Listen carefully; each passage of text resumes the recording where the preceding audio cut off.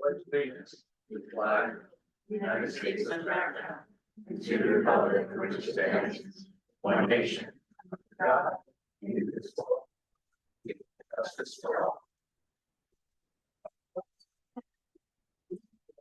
Notice of this meeting has been provided to the Hopewell Valley News, Times of Trenton, and the Trentonian, and posted on the door of Borough Hall in compliance with the Open Public Meetings Act. Susanna, would you do roll call? Mayor Kennedy. Here. Mr. Buda. Here. Ms. Baxter. Here. Mr. Donaldson. Here. Ms. Lyon. Here. Ms. Perry. Here. Mr. Young. Grand answer. Ms. Ferrera. Here. Ms. Coelho. Here. And Chairman Michael. Here. Let's take a look at the minutes from the last meeting, and if we have any changes, Brad? It says in the, for the completeness review, that all were in favor of the motion and it carried when we're, but it also notes the two, Dissents. names. So if you just strike all were in Strike all favor, were in and the motion favor. carried. And Peter, I just want to clarify whether Paul and I are class 2 or class 3. I thought I was class 2 and he's 3. Correct. But this Paul is 2. Me too. Yeah, you're supposed to fix that. And mine is a 4-year term and not a 1-year term. That's been corrected. I've been great. All right, so with those amendments, I'll move to approve. Do I have a second? Second. All in favor? Aye. Opposed, abstained? Thank you. And we've got 11 Susanna, are there more than 11 or still 11? The vouchers? Yeah, no, this is correct, yeah. Okay, so I will entertain a motion to approve the vouchers when you're ready. So me? Second. All in favor? Aye. Opposed, abstained? Thank you. At this point, I'd like to open the floor to the public for discussion of any items that are not on tonight's agenda. So if you have anything you'd like to say before we get into the application, now's the time to do it. Hi, Hi. I'm Melissa Cookman. It doesn't have to do with the site plan, but I've asked this question maybe 3 times, at least 2, and I'm not sure, to the planning board and to the council, about the site plan having to be completed within 6 months and presented. And no one has been able to give me an answer. And so I know that it can be extended if it was requested by the developer to the borough. And was it? Mr. Chairman, I'm counsel to the developer. I can respond if desired. You guys don't, the planning board doesn't know the answer to this. But it's not, well, we don't, know our what- professionals do. That's why I was looking at Christopher. Yeah, I don't even know what site plan we're talking about. This is in. It's a article. Yes. So in the, I believe what she's Redevelopment referring to is in the redevelopment agreement, there's Yes. a stipulation that within 6 months. That is, There, as I understand from council, it just took a long time to work out the details of the pilot information. I can give a better answer. Yeah. Okay. I was given an answer. Well, this was complicated. They needed more Okay, I time. can give a better answer. Charles Liebling of Windell's Marks, here this evening representing the applicant. First of all, the agreement itself provides for tolling of time periods. And let me point out, it's not your document, it's the township's document, it's not a planning board document, Ms. Cookman. But in any case, it provides for tolling. Notwithstanding that, on the agenda for the council meeting this week is an extension of that period just to formalize it. It was belt and suspenders, we didn't feel it was needed, but we went ahead and asked for it. Thank you. Okay, so I'm reading what is on our website here, and it says that within 6 months of the effective date of this agreement, which was November 12th, the developer shall file with the planning board a reasonably complete application for preliminary, et cetera, et cetera, et cetera. This 6-month deadline may be extended by the borough upon a request in writing by redeveloper in order to accommodate the required review by the Borough Historic Commission. And that's what I'm asking, if that was done, and if not, what are the consequences for them not meeting their agreement? It was done. was done. So they got a request, you, Yes. what, Yes, we made the request. in writing, and you guys have that in writing somewhere? It goes to Borough It's, Council. it's not, it's on the agenda, it's on the You need to talk to agenda, council. Borough Council agenda for this week. It's not a together with planning the board. resolution. Oh, The I'll request bring was it up made. at the meeting for night. Okay. Thank you. Anybody The other else? thing I would just, I'm sorry, encourage, with all the interest in this, if there's any way to make it much easier to find all of this paperwork on the website. I know the website is being redesigned, but it's so hard to find it and get to it, so I just encourage that. Thank you. Anybody else have comments for something not on the agenda tonight? Okay, seeing no more comments, I'll close the floor. All right, the next thing on the agenda is the certificate of appropriateness, but we have, I, in consultation with our professionals, have decided to move that later in the application hearing, so we will not be doing that. So the way this is gonna work tonight, this is a very consequential development application for the borough, probably definitely more than we've ever handled before and probably more than we're ever gonna handle again. So we wanna be very deliberate about this and we wanna hear all your comments. So what we're gonna do is we're going to allow testimony until about 9 o'clock tonight. At which point I'm gonna open the floor for questions to the applicant. At 10 o'clock, I'm gonna close the meeting down. This is gonna go for many nights, I am thinking. So there's no reason to go to 2 o'clock in the morning and then still have to carry it over. So 10 o'clock, we're cutting this off. Christopher, Sure. So if we're gonna take a look at the item on the agenda as the matter for procedural purposes, let's see if anybody has any conflicts or should be removed. And if you are or have a conflict, like being located within 200 feet of this application, if you could step down, that would be appreciated.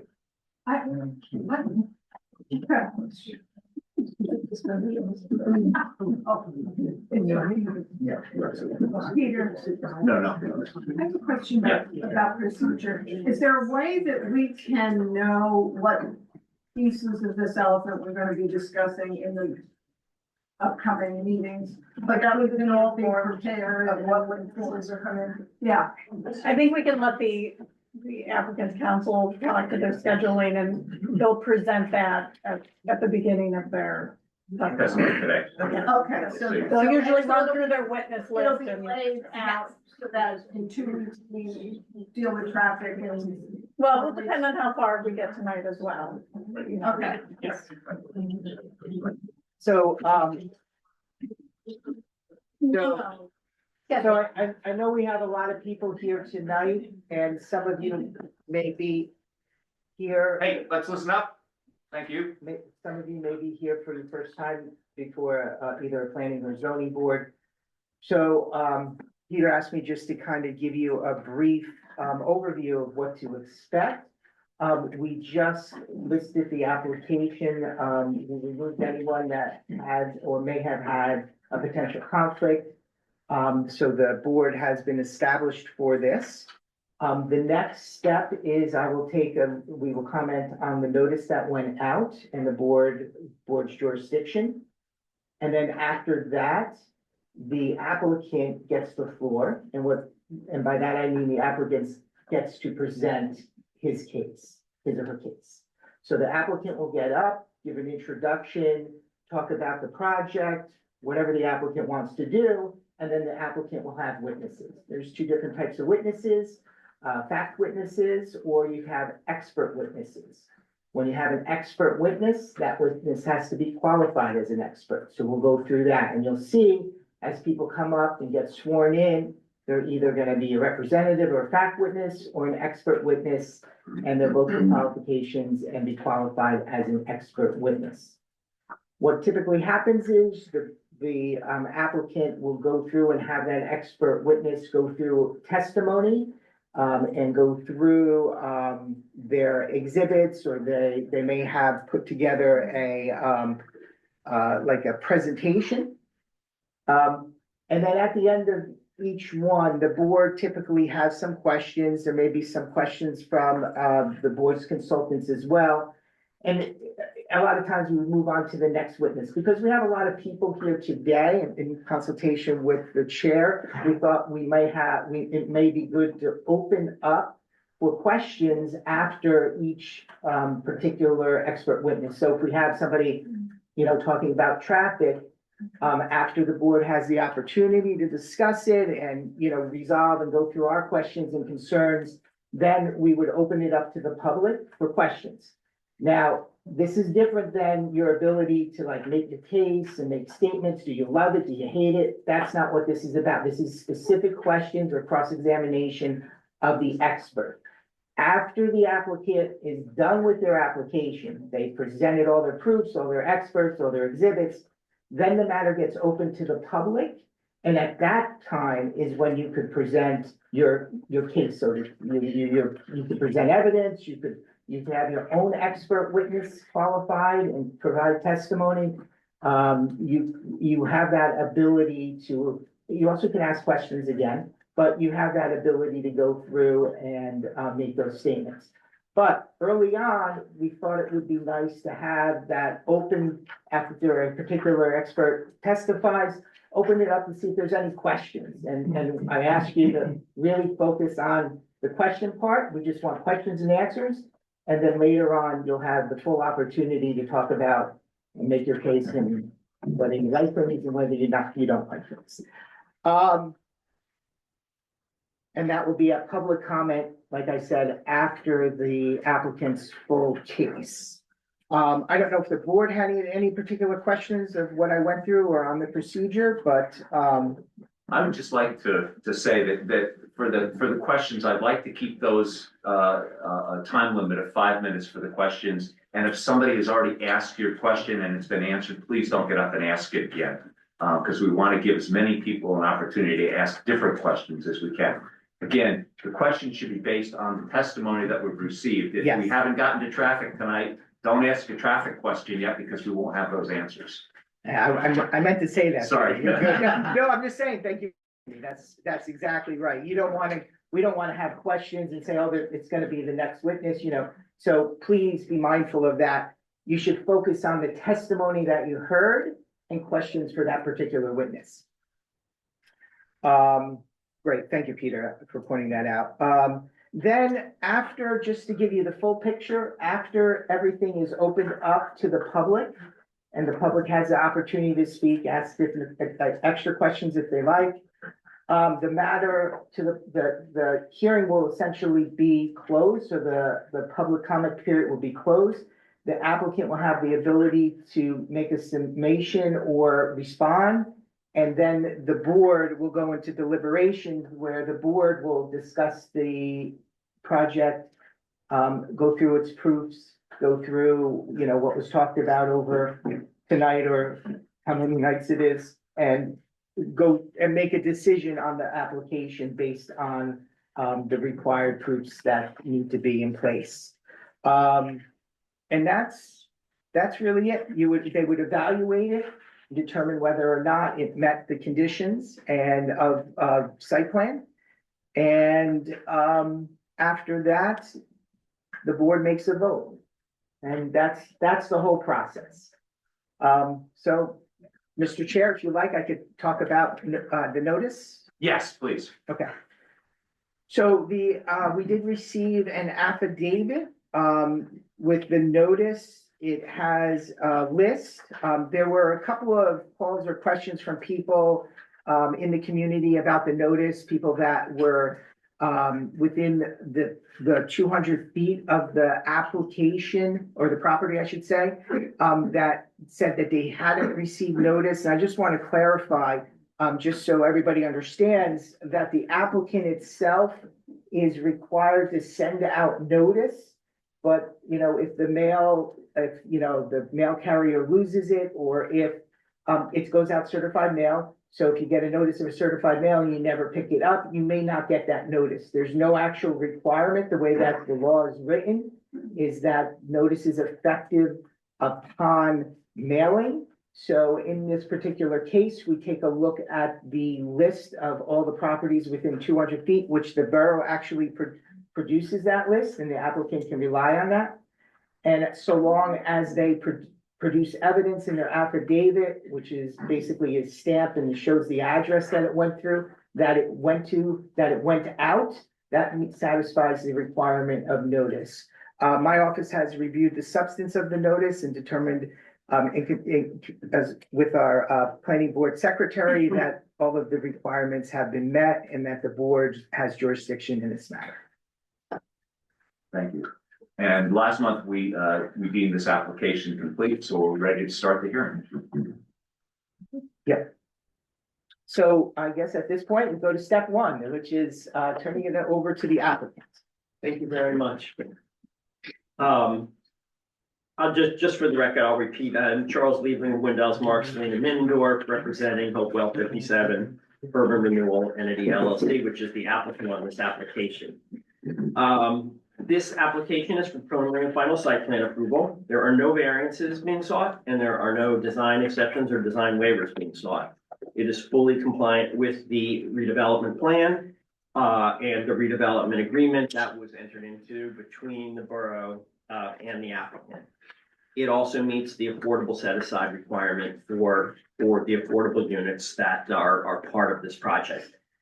We understand and appreciate the significance of this project to this board, to the public, to the borough generally, and as a result, we have spent a great deal of time preparing and assembling the application and have a high quality and experienced team of professionals who have worked to make that happen. And I'll be bringing them up in order, as explained, to present and then of course respond to any questions. The first witness to come up will be Jeffrey Albert, who is the representative of the redeveloper, who will be generally introducing the application, the project, explaining the nature of it, its background and so forth, as a representative of the redeveloper. Then we'll move to our experts. Those professionals are first Paul Winters from Bowman Consulting Group. He is our civil engineer. Michael Cowder will be testifying for Cowder and Kelly, the project architects, and they will each be presenting to you the key elements of their component of the application that they submitted. We also have Victor Anasica, the project's traffic engineer. A traffic report was submitted, reached conclusions of no impact, and he will be available to respond to any questions about that report at the appropriate time. If there's no questions for me, I'm happy to kick things off and invite Jeffrey Albert to be sworn in. You good? Mm-hmm. Okay. Mr. Albert, can you state your name for the record and spell your last name, please? It's Jeffrey Albert, A-L-B-E-R-T. And if you can raise your right hand, do you swear or affirm to tell the truth? I do. Thank you. Good evening, everyone. Taken us a long time to get here. This Friday will mark exactly 4 years from when I first executed a letter of intent to study this community and this site. Obviously, a lot has happened since then. We've met with a lot of people. We've listened. We've tried to take very good care of what we've learned. Along that way, we've met. We met with the redevelopment subcommittee. We met with the council of the borough, the planning board, the financial agreement working group, historic preservation committee, the fire official, and others, and all of them have help to shape this proposal and make it better. And throughout in that entire process, we have tried to collaborate with each and every one of those groups to try to come up with something that is worthy of your approval. There's no, these kind of communities are not done by a single entity, they're collaborations. And the result of what you'll see tonight is a collaboration of all those efforts. So this is the site, excuse me, that we all know and love. There are two lots. The principal lot has the building on it. There's also a lot on Somerset Street. The site is generally bounded by Lafayette, Hamilton, and Somerset Streets. It's a total of 4.3 acres. The existing building on the site is 110,000 square feet. The first part of that building, not the entire building, of course, which has been worked on over many years. First part of that building was built in 1900 by the H.A. Smith Company. They were in the business of producing dials and meters and various other kinds of equipment. Later taken over by Rockwell Company, which later became Rockwell International. And finally, Cooltronics. But during the Rockwell period is where, starting in the 1970s, it was discovered that the site was contaminated. And it was contaminated generally with metals and solvents. Discovered in the 70s, as I said before, principally carbon tetrachloride, beryllium, copper, dichloroethylene, and those sorts of things. The good news is that all the soils on the site have been remediated to residential standards today, other than one small area under the building that has not yet been characterized. The groundwater, which unfortunately involves many of the residential homes in the area, as well as this site, is continuing to be remediated through a pump and treat program, which will continue for quite some time. Rockwell is the entity responsible, and those activities are ongoing with them. What it really means for us is that we have to take extreme care in both the demolition of the building and the reconstruction of any new structures there, in working with vapor controls and other environmentally sensitive mechanisms. So Just some quick housekeeping. We're referring to Exhibit A2. You all have a paper copy of the exhibit package, which we'd like to offer for acceptance as exhibits A through 23. Just so, because I would hate to start with A2, so A1 was just the title page for the record. And A2 is that exhibit that was shown, was an aerial photograph, I guess? Yes. It's there 24 pages in the exhibit, Chris, and it goes A1 through A23. Okay, perfect. Thank you. Okay, so let's go on to A3 since we're done with A2. So this is our proposal. And let me just say right from the beginning that what you're seeing here, unless you're flying a drone or happen to be 130 feet tall, you're never going to see it this way. But this is really for the purposes of seeing the entire site as completely as possible. So our proposal is 120 apartment homes with 24 or 20% set aside for affordable. There are two housing types that really are intended to respond to the surrounding community in which it's found. You'll hear more about that later with the architectural testimonies. But the scale of the buildings and their type are really attuned to the neighborhoods that they abut. The architecture and the elevations were greatly informed and improved by our work with the Historical Preservation Commission, which we are indebted to. There's also, besides the residential buildings, in the center of the site, there is a community building which houses such uses as a rental center, a gym, co-working spaces, a pet spa, and package room.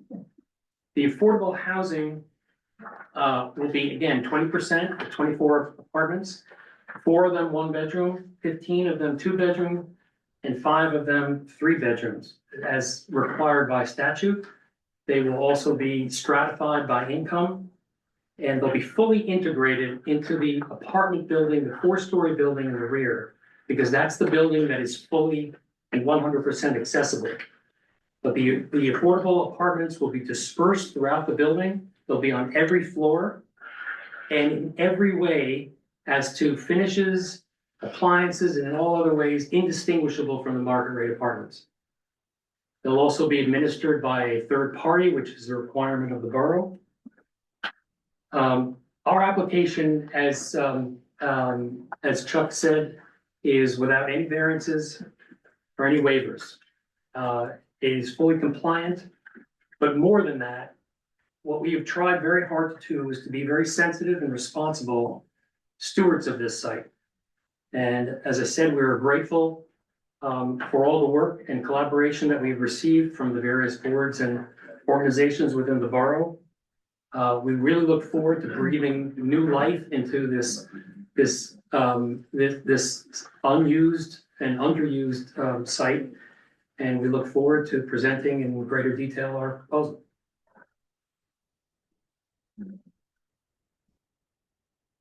Mr. Albert, certainly available to answer any questions. Oh, sorry. At this point, I will open the floor for questions. 5-minute time limit, please, and questions that pertain only to what he's presented, not to anything that we might. Peter, I don't know if the board had any particular questions first, so Oh, maybe you should true- ask true enough. the board members first. Okay, This time. just Yeah. want to make sure. No, thanks, Christopher. Yeah. Does anybody have any questions for Mr. Albert? Yes. Yes, I'm Mr. Albert. You have to come up. Up to the microphone. And we have to make a record, so I'd be happy to just, Familiar with record. yeah. Could you state your name? Sure. Spell your last name, Richard Friedman, Friedman. and do you swear to tell the truth? Yes, I wrote his question. I know, I still want to do it just in case you dive into that area by mistake. Robert, you said that you're representing, your council said the redeveloper. Who is the redeveloper? Hopewell 57 Urban Renewal Entity LLC. And who is that? That is a group of people, including myself. And is But there that is the designated redeveloper as designated by the borough. Is there somewhere we could go on file and see who that is? As opposed to just a name of a corporation or an LLC? I don't know particularly. I have no problem in identifying exactly who it is. Okay, well, as I understand the picture you showed before, there's gonna be 127 units. Is that correct? 120. 120, and that's gonna be on the 3.1 acre, part of the 3.1 acres, It's going to be on the principal lot. which is 3.1 acres. I think it's 3.3, but yes. Doesn't the ordinance say a maximum of 90 or 30 per acre, and that seems to be in excess of 30 per acre? No, the entire site is 4.3 acres. But the part of the site, about 1.25 acres or something like that, is across the street, not contiguous. The entire redevelopment is on 4.3 acres. But where they're gonna be is not on the same site, is that correct? It's across the street. All the improvements for the entire site are on 4.3 acres. I understand what you're saying, but the lot on which the units are gonna be placed is 3.1 acres. Even though there may be more in the total picture. It shouldn't matter. That's not my question. I'm not sure that we should be having a debate about That's not my calculation. question. My question is simply, are all the units gonna be? on the I answered that question, 3.1? yes, I did. Yes. I don't have any other questions. Okay. Yes. If you could state your name for the record, spell your last name. My name is Yuri Gorbunov, Gorbunov. Gorbunov.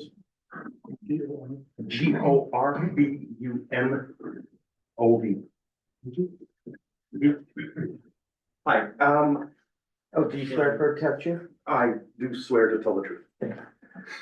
In the exhibits that you provided, it provides a nice overview of the proposed site from a specific perspective. Is there any possibility to provide additional perspectives from other points in the city? You understand how the skyline is going to be affected? You will see a great number of images as we continue with our presentation, particularly in the architecture section. Fantastic. I have no further questions. Thank you. Yes. Hi, Alex Bellman, ELLMAN. Do you swear affirm to tell the truth? I do. You mentioned that the affordable units are gonna be administered by a third party. Yes. Has that third party been selected yet? No, At what stage in the process does that person or Um, entity get selected? once we have a positive vote, I think we probably start entertaining. There are 2 or 3 area qualified, third party, designated, firms that do this. Princeton Community Housing, for example, is one of them. Piazza Associates is another. And that will be separate from the property manager for the entire site? The affordable housing program, as the borough requires, will be administered by that third party. So the income qualifications, the certifications and so forth. Okay, but that process is handled separately from the property manager who's gonna collect the rent? and- They're integrated. Okay, So once the affordable housing, designation is done and the applicant is approved, then they'd probably be under our property management. But the program itself, as to the income qualifications and so forth, would be administered by the third party. okay. I have an additional question about the affordable units, and I don't know if that's appropriate to ask now. I'll go for it, let's see. I'll try to answer. This is the biggest swing that I think the town is taking towards our affordable housing mandate. So I want to make sure that we're getting as many points as possible. And I understand that there is a possibility of getting bonus points. Granted, we meet some certain qualifications. We're not gonna meet all of them. We're not close to public transit, for example. But I'm curious to know what steps you may be taking to ensure that the borough is getting as close as possible to meeting our affordable Well, housing. mandate. I have 2 responses. Okay. The second one is to really talk to the planner. But the first one is that, that normally 15% is required for rental communities. Mhm. We're doing 20%. So already the borough is getting more. But as to other credits, that the borough might receive, the planner is probably much better qualified than I am to answer that. Okay. Do you want me to dive in? If you can do it, in a brief manner, yes. I have my document, I don't need to, just the way this is set up. So yes, the affordable housing program is actually mandated under state law and regulations. So any new development in the state has to comply by those regulations. The borough just got their, compliance for their affordable housing. This project is part of their affordable housing compliance. Right. And we will be getting a half bonus credit for each unit Okay. because it's a redevelopment. Got it. Okay. Thank you.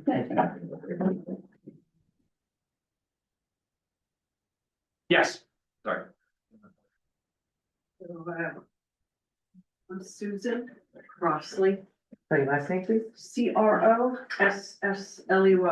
Do you swear affirm to tell the truth? I swear. Thank you. All right, so my first question is a follow on to Rick's question, one of Rick's questions. And that is, what drove the decision to concentrate all the improvements on the 3.1 acre parcel and not utilize the other parcel? Design Design, and proximity to the railroad, which we think we can ameliorate with architectural technique on the other parcel, okay, but is much more difficult when you're adjacent to the railroad. okay, so what is it about design? We wanted to create as much of a integrated community as possible. Okay, It's difficult to do that with an intervening street. right, so what's gonna be done with the other parcel? It's being used for parking. For Just the way parking? Mhm. Okay, it's going to be used for parking. How many spaces? It's 96. So you mentioned 1, 2, and 3 bedroom units that are going to be affordable, and you ran through the numbers with those. Could you just give me a total number of bedrooms for the whole development? How many bedrooms are these 120 units? You know, we're gonna get into that when the architects, so we'll, We you know, I think we'll. haven't heard like the civil, which will go through and show you where all the improvements are located and like the parking and the circulation. And then through the architect, you'll see the buildings and you'll see, I don't know, maybe floor plans, I'm not sure what exhibits they have. But we're gonna get to those details. This is Okay. just kind of like the intro, so. So I have another follow-on to one of Rick's questions, and that is, you said you're happy to identify the other people who are part of this corporation. So who are they? And are any of I them can here? talk about it in the audience. That would Yeah. be great. I There's think we'd all love to know. There's one. I'm one. Do you want There's- to tell me and their those are the other names? two. This is it, the This, four this of is the you. entire, Okay. you know, this is Do you not have a like, name? I just want to be able to say that, you know, this is not some mysterious thing that, you know, we're Look, hiding you don't from. need to persuade That's me. Martin Kahn, that's Caleb firing, and that's Micah firing, and I'm Jeffrey Albert. That is it. Okay, do you live in Hopewell Borough? We all live in Princeton. You all live in Princeton? Okay, have you ever lived in Hopewell? I think we're kind of getting off the track, yes. Okay. Thank you. Can I ask just one follow-up question to clarify? Rick, as long as I don't have anybody else that wants to ask a question. Keith, please. We will circle back to you, Rick, promise. Hi, my name's Keith Hubby, H-O-B, Victor, Keith and Echo, Y. And I you got swear it. affirm to tell the truth? I swear. Thank you. Can we go back to, exhibit 2, please? Exhibit, I think it's exhibit 3 is the drawing. Right.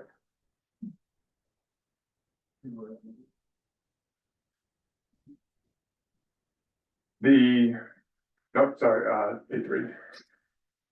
The community center, can you just list off what it's going to be in the community Yeah, center? Again, I please? did, I'll do it again. Yeah, that's why I'm asking. There'll be a small leasing center, Mhm. there'll be a gym, Yes, there'll be a co-working space, lounge, good, package room, and pet spa. okay. So I guess, and nowhere in that community space is there going to be any housing? No. Okay. So, to the extent that you're aware, what part of the affordable housing obligation is satisfied by having a gym in the community center? I don't understand the question. Is having a gym a requirement in order to satisfy? No. Okay. No, Is having, but let me clarify something, because it was a question that was asked in a different context. Everyone who's a member of this community, whether they're affordable, apartment, resident or market rate resident, has full access to all the amenities on site. right, but my question wasn't whether or not the community would have access. My question was is whether or not it satisfies it's a requirement for affordable housing. So the pet spa is not satisfying a requirement of our affordable housing obligation. None of those amenities are in any way satisfying any requirement. Okay, There are additional amenities that we thought were appropriate for this community. okay. And what was that determination based on?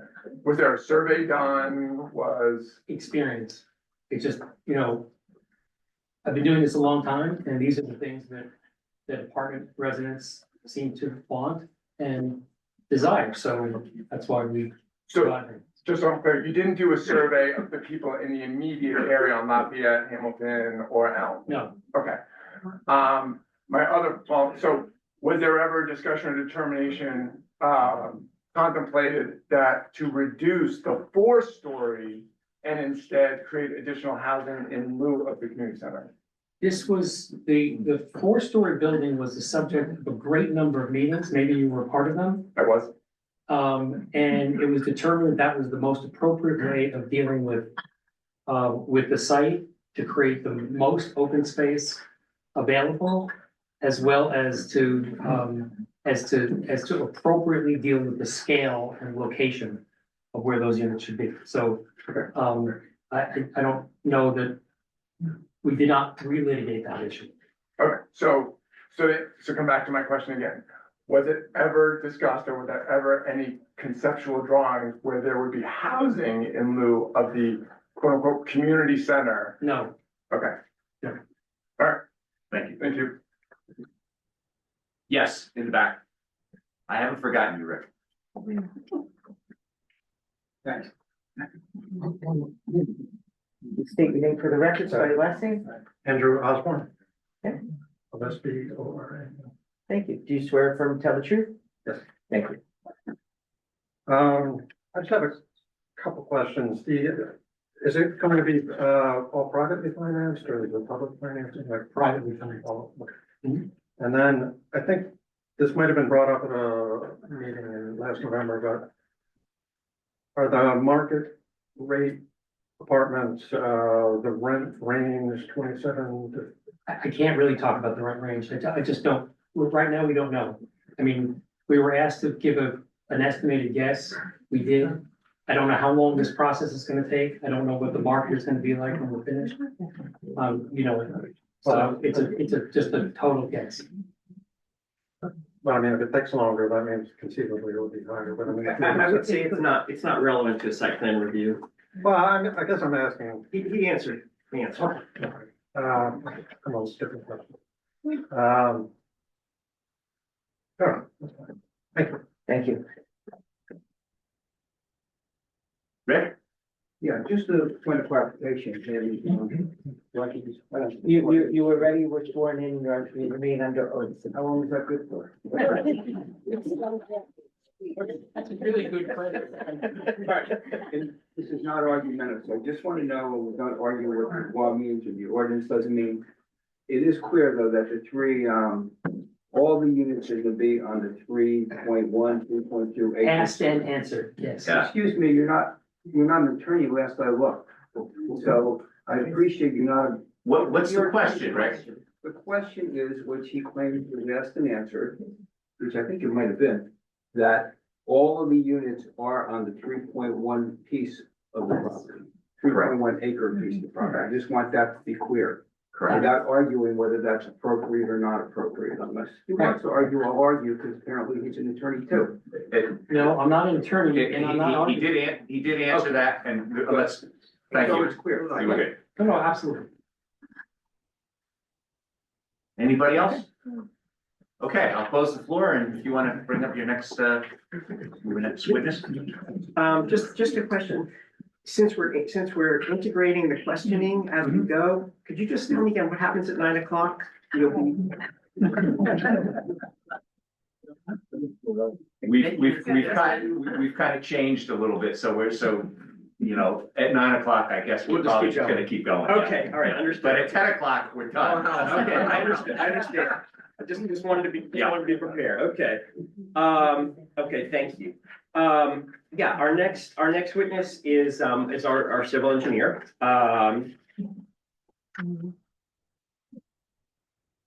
His name is Paul Winters. He's from Bowman Consulting Group, and I'd like to invite him up and have him present his professional qualifications. And in reverse order, be sworn in, present his professional qualifications, and go through the civil engineering components of the project. Great. Paul, can you, state your name for the record, spell your last name? Yes, it's Paul Winters, Winters. Do you swear affirm to tell the truth? I do. Yes. You know what, before we get to his qualifications, I would like to have our consultant sworn in, because now that we're getting into some technical, you may be asked to ask questions. I want to make sure the record's clear that you've, been sworn in, as well. So Joanna, you want to just state your name and? Joanna Flegel. Do you swear affirm to tell the truth? Yes. Okay. Candace Davis. Do you swear affirm to tell the truth? I do. Margaret Ball. Do you swear affirm to tell the truth? Yes. Okay, I just want to make sure that they're on record. Okay, thank you. Paul, could you just give the board the benefit of your professional qualifications? I would be happy to, thank you. Yes, I hold a Bachelor of Science degree in Civil and Environmental Engineering from Rutgers University. I'm a licensed New Jersey professional engineer. My license is in good standing. I've been licensed for 20 years. I have over 20 years of experience as a consulting engineer. And I've previously been qualified to offer professional testimony in several municipalities. Just a few I mentioned include Princeton, Bridgewater, Bound Brook, South Brunswick, New Brunswick, Trenton, and many other municipalities in some counties as well. I'd like to offer Mr. Winters as an expert in the field of civil engineering. Thank you. Thank you. Right, so this evening I would just like to start with the description of the existing site briefly, and then I'll go into a description of the proposed site improvements for that, which is on the screen right now, is Exhibit A4. This is titled Existing Conditions Aerial, Hopewell 57 Urban Renewal. What you see here is recent aerial imagery, satellite imagery, upon which we transcribed just two, they're not quite rectangles, but they're four-sided areas that designate these two lots. Property consists of 57 Hamilton Avenue and 62 Somerset Street. Lot 1, Block 18, which is in the center of the screen that has primary building on it that it is today. And Lot 7, Block 12, which is to the north of that, to the north side of Somerset Street, which contains the existing parking lot. Lot 1 has frontage on all three streets, Lafayette Street, Hamilton Avenue, and Somerset Street, and Lot 7 only has frontage on Somerset Street to its south. The surrounding area consists of following uses to the south. There's single-family and two-family residences across Lafayette from Lot 1. There's existing single-family residences to the west across Hamilton.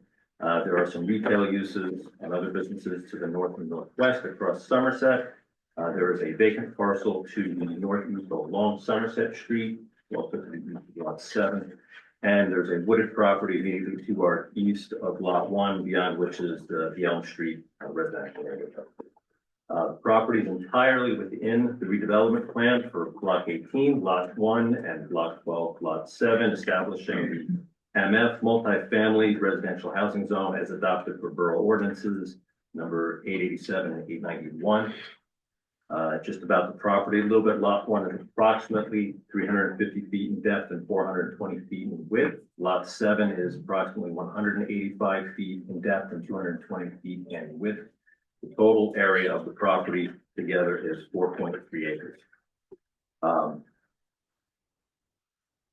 just because the question came up, the exact acreage of Lot 1 is 3.35 and the other property is 0.95 acres. Both lots slope generally from north to south.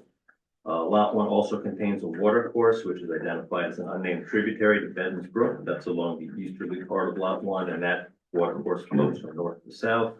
At the southerly limits, within Lot 1, the brook enters into a culvert, which carries the water course off site to the southeast. Areas in the vicinity of the water course have also been determined to be regulated wetlands. The Lot 1 portion of the site is currently developed with the principal building, which is presently vacant, though formerly contained industrial uses as mentioned and discussed in prior testimony, and a surface parking lot. Lot 7 portion of the site contains an existing parking lot, which served that use on Lot 1 previously. The approximate existing parking on that lot is 121 spaces in total. There are 3 existing two-way driveways providing access to and from Lot 1, with 1 on each road frontage. Lot 7 has 3 existing two-way driveways, all from Somerset Street. The property was subject to prior environmental remediation measures that were also mentioned earlier in testimony. A portion of the site is also encumbered by areas regulated by the New Jersey Department of Environmental Protection, including the Flood Hazard Control Act rules and the Freshwater Level Protection Act, as related to the unnamed tributary of the brook. With that summary of existing conditions, I want to move on to the second exhibit I have, which is Exhibit 85. This is titled Site Plan Rendering, Hopewell 57 Urban Renewal. Similar, both exhibits, just for record, dated February 3rd, 2026. Similar to the prior exhibit, we have the same aerial satellite imagery as the backdrop to this, and upon that, we superimpose elements from our site plan, principally the land dimensioning plan and the landscaping plan, and just prepare a color render to show how this development looks in context of what's presently surrounding it. This project proposes redevelopment of lot 1 to replace the existing improvements with a multifamily residential development. The project will consist of 120 total apartment units within 5 new buildings. 78 units are proposed within a 4-story apartment building, which is going to be located generally to the north and east portion of the site. It looks like Zoom is breaking into my image. Thank you. To the north and east portion of the site. And there will be 42 units proposed within the 4 3-story townhouse buildings that are in the front of the street in Hamilton Avenue. An additional building is the proposed community center, community building located in the interior of the lot. The lot will also contain 67 parking spaces along the main drive aisle between the townhouse and apartment buildings. Lot 1 will have 2 new driveways to serve the site, one from Somerset Street and the other from Lafayette. The main drive aisle through the site was also designed to accommodate turning movements for emergency service vehicles, including the largest fire apparatus identified through our discussion with fire officials, so we've evaluated that. In addition to this parking on lot 1, lot 7, which is today a parking lot, will remain largely unchanged, and it will continue to provide a total of 121 parking spaces to serve the new development. That includes 15 banked parking spaces along the western side of the lot. We're seeking to make these banked spaces used as spaces that are tandem parking spaces. Since there'll be tandems, they will not have immediate availability to back out to the aisle, and for that reason, we're going to designate those to residents who have 2 cars, so they don't have any issues with blocking traffic flow. We also propose to screen the west side of that lot along the property line against that parking. Overall, the project will be proposing 209 parking spaces, which includes the spaces noted on both lots, as well as 21 proposed on-street parking spaces that will be striped along our frontage. This is a total that's greater than the required parking for the redevelopment plan of 180 spaces to serve this. Therefore, the project provides more than the required amount of parking spaces for the development.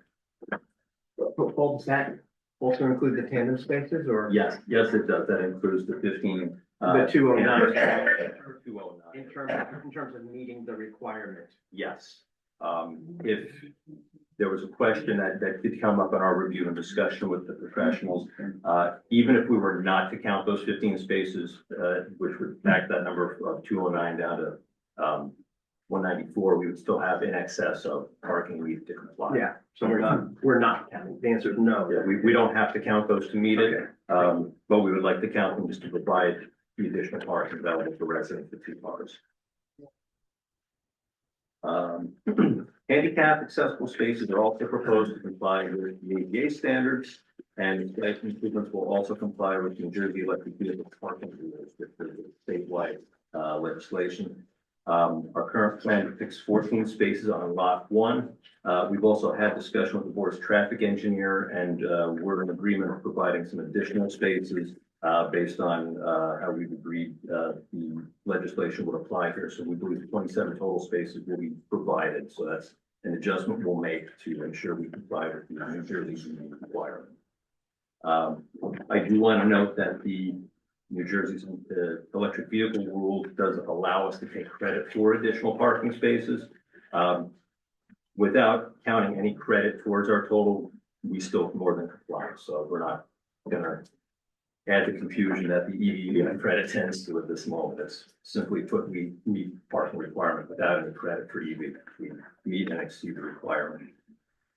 Sidewalks are provided throughout the site, as well as multiple connection points to public sidewalks along the frontage on all 3 of our fronting streets to enhance pedestrian access. We are additionally going to propose a crosswalk across from the primary entrance to the apartment to enhance and improve pedestrian access to the existing parking lot across the street. There wasn't one there before, but that was a recommendation from the board professionals, which we are happy to accommodate. Just a couple of site-related elements that I like to talk about because these questions do come up. Deliveries will occur at the community building on the site, which will have a secure package room for receiving shipments. In addition to larger and less frequent operations, tenant movements, for other things, we have the ability to strike an on-street loading space, which we're proposing along Somerset on this plan to use the main entrance of the apartment building near their main lobby. Refuse and recycling collection for residents will be collected from two proposed enclosures. One is going to be at the rear or the northwest corner of parking lot on lot 7. That will be the top. It falls just off this exhibit here, but it'll be it'll be in the back corner of that parking lot. And the other is within the site to the south of the apartment building on lot 1. That enclosure will be situated at face towards the development, and the sides will be shielded with landscape planting. Collection will be by private hauler on an estimated frequency. In addition to the on-street parking improvements I mentioned, we're striping an additional 21 parking spaces. The project will also incorporate some additional improvements to modify the traffic flow at the intersection of Hamilton and Lafayette. Specifically, we're proposing to upgrade the intersection to a mini roundabout. That was pursuant to a recommendation we received through the process by the borough's Pedestrian Bicycle Safety Advisory Committee. The purpose of the mini roundabout. Can you point that out on the picture? Yes. There's a laser pointer or something? I actually do. Well, you have that one? Yeah. I do. That is going to be at the, see where that is? That's the intersection of Lafayette. Lafayette and what? Hamilton. At this intersection. I have to go back here from otherwise I fall off the microphone. So I'll explain this just a little bit. The purpose of a mini roundabout is to provide traffic calming to slow traffic and safety for pedestrians and bicyclists. This mini roundabout would fit within the existing carway within the existing pavement, so it wouldn't be outside the limit of the current intersection. It consists mainly of striping improvements, channelizing of the lanes. The center circle or island in there, that is slightly raised. It has a zero reveal edge, so large vehicles, the fire truck, any larger turning vehicle has the ability to turn directly over that. Obviously, the intent is for vehicles to enter, passenger vehicles just to circulate through it. And the change in the traffic movement is basically in this scenario, in place of what's today two-way stop, there's stop signs on Lafayette. And Hamilton is through and it just goes through the intersection. All approaching traffic would come to a yield at entry to the roundabout. Can I just interrupt you for 1 second? Sure. Are you gonna be giving testimony about traffic or are we gonna have the traffic engineer?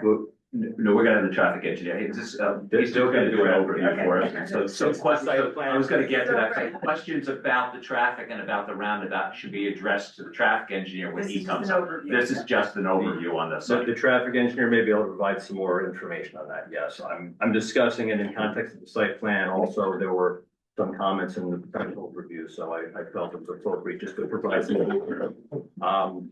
These are still somewhat new. There's more of them popping up in New Jersey, but I thought it was worth just going to some detail for the board and the public's benefit. Make sure I didn't miss anything on that. As I was saying, it's all yield to traffic in the roundabout as well as to pedestrian traffic at the crosswalks. And also pursuant to my discussion with traffic engineer for the board, we're willing to make any adjustments to any recommendations on the geometry or the striping on this to address some locations of the crosswalk. So certainly it's a condition that we will work to ensure we address all the consultant amendments. We just touched on this a moment ago. A traffic report was prepared and submitted with this application. That report was prepared to include calculations of vehicle trips based upon the ITE trip generation current edition manual. As demonstrated in that report, the project will result in no significant impact on surrounding roadway systems and no impact to level of service of surrounding intersections. Our traffic engineer is present this evening in case there are questions regarding the submitted traffic report. A couple more site-related items that you want to speak about. There is a proposed ground sign, and that is in vicinity of, right in vicinity of the roundabout. Right here is where the proposed ground sign is going to be, to identify this site. It's going to measure a maximum of 4 square feet for the lettering and area. It's being proposed on a garden wall that's going to be visible from the intersection. The sign complies with all applicable standards of the zoning ordinance. There's a detail of it actually provided on the architectural plan that was submitted to the board as well. Additionally, the improvements, site improvements will include lighting and landscaping improvements. Site lighting will be provided with a combination of building mounted and pole mounted LED fixtures. The site parking and public areas will be illuminated with a total of 14 light poles along with 18 building mounted light fixtures. Pole fixtures will be at a 20-foot mounted fixture height on lot 7, which is the northerly lot. On lot 1, it's a 16-foot height for the fixtures. The majority of those fixtures on lot 1 are actually building mounted, and they're all in the interior of the lot where they do illuminate the parking and pedestrian areas on site. The site lighting is designed to comply with all municipal standards and minimize light spillage onto any parcels and properties. In addition, we have along the perimeter of the site, buildings, driveways, parking lots, and the site frontage, a variety of landscaping, including trees, shrubs, and grasses. Just in summary, the plan submitted, we include 57 deciduous trees throughout the property, 310 evergreen and deciduous shrubs, and various ground covers and perennials. Among that count is 15 street trees, as well as all the plantings along 10-foot landscape setbacks that are along the buildings facing municipal roadways. Briefly touching on utilities and stormwater management, our project will be served by existing or new connections to public utilities, which exist on all the surrounding roadways. That includes electric, telecommunications, water, and sanitary sewer. This project has also been carefully designed to address stormwater management as outlined in the stormwater report submitted for this application. I also want to emphasize, and it's as a redevelopment project, we have a great advantage that this project is proposing substantial reduction in impervious surfaces of more than 1/2 acre, and that's a notable improvement because when you reduce impervious, it helps reduce the total volume and rate of runoff, which isn't always common. So we're going to be reducing the volume and rate of stormwater compared to the existing condition today. Our office is also in receipt of some comments from the board's engineer about stormwater management, and as a result, we've been working in collaboration with them and to provide a revised stormwater management design, which is going to address their comments and meet all the applicable standards and requirements.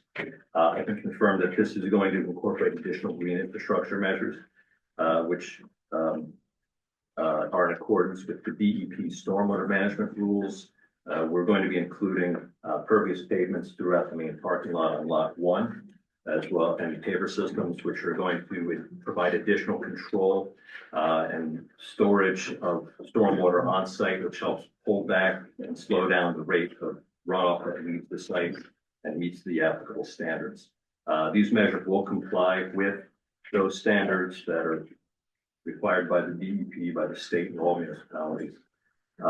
Ultimately, they also are approved by your board engineer, and we'll be getting approvals from other agencies of jurisdiction, the DEP, the FCD. So in summary on stormwater, our post-development condition will result in great improvement over the existing condition through a reduction in impervious cover, through provision of green infrastructure measures to these impervious pavements, and the overall improvement in control of surface runoff and conveyance of stormwater from the site to the downstream systems will be an improvement over what's serving the site today. So just in summary, the proposed site improvements are in compliance with the development plan. They require no variance or relief from municipal ordinances. We're providing more than the required amount of parking to serve the site, and we will comply with all standards and requirements of the borough as well as other agencies having jurisdiction.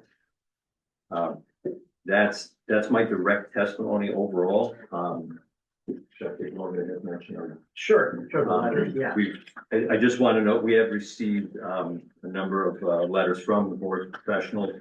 We received the board planners report dated January 23rd, board engineers report dated January 30th, and the board traffic engineers report dated January 12th. I've had a chance to speak with almost all of them. Sorry, Joanne, I didn't have a chance to call you.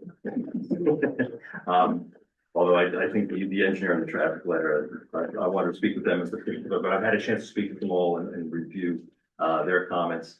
In general, we believe we can comply with all their comments as written or work with them to address any remaining concerns they have for this application. And we're looking forward to working with them to do so. Okay, that does concludes his direct testimony. So I have a question about, the cleanup of the site. Are you prepared to testify about that or something else? Probably better directed to. I can, Okay, I can try to let answer. the witness just be questioned about his questions and we can talk about the cleanup in another. Okay. Oh, okay. Does anybody have any questions? I have a couple. So the first one is, the proposed traffic circle. Are you gonna need any more, of the street than is currently available now? You don't have to make that any bigger. No, we do not. This particular improvement can be constructed entirely within the current curves. It's Okay. really more restriping than anything else. And as regarding the lighting for the site, have you looked at the dark skies recommendations for that? We have, dark sky, and we evaluated on a number of parameters. There's the bug ratings, there's dark sky. Right. I spoke with our lighting professionals today about it. We definitely meet all the required bug ratings. We're like 95% dark sky. There's a couple of fixtures that if we make an adjustment, we can comply with that. Okay. So we're able to if that's desired. I mean, we have a lot of things to talk about, but I'd really be happy if we could. Well, right, that seems like an obvious thing that we would say, if you're willing to do that, let's just make that a condition down and just move on to more important questions. Yeah, there's, I believe it's the four posts around the community center that if we make an adjustment, we're dark sky compliant. Good, so we'll do that. Do you have any improvements planned for the lighting on the parking lot site? Yes, we are going to be, I think it was 18 light poles that we're gonna be putting on that site because it's really not adequately lit today and we need to light it at least for minimum safety standards. So that's all we're gonna be doing on that lot is to make sure there's enough lighting for that purpose. And just for clarity, those will be shielded so that it'll face down, you're not gonna get any glare. They're all downward directed LED fixtures. And that's the maximum height is 20 feet, which is not very tall for light fixtures, and that's on the northerly lot, so they're shorter on the lot that's in the community and closer to the residents. And the color lighting, rating on those lights will be 3000K, that's what we're going with, which is just a little bit brighter than a warm light, but it's not a daylight or anything like that. That'd be probably a little, not as much, yeah. About the operations, hours of operation. There was some comment, I forget, in one of our engineers' reports about. Timing and, motion control. Yes, we have more flexibility with overnight controls these days, which is great. The lighting is on dawn to dusk, but not at full power. We typically call for bringing it down to 50%. I think our standard note actually says in the plan an hour after closure of business, because we use that same note on a lot of commercial developments. We could adjust that, draw down to a particular time if that's desired. That's a detail. If the board's professionals are able to give us feedback, we can address it that way.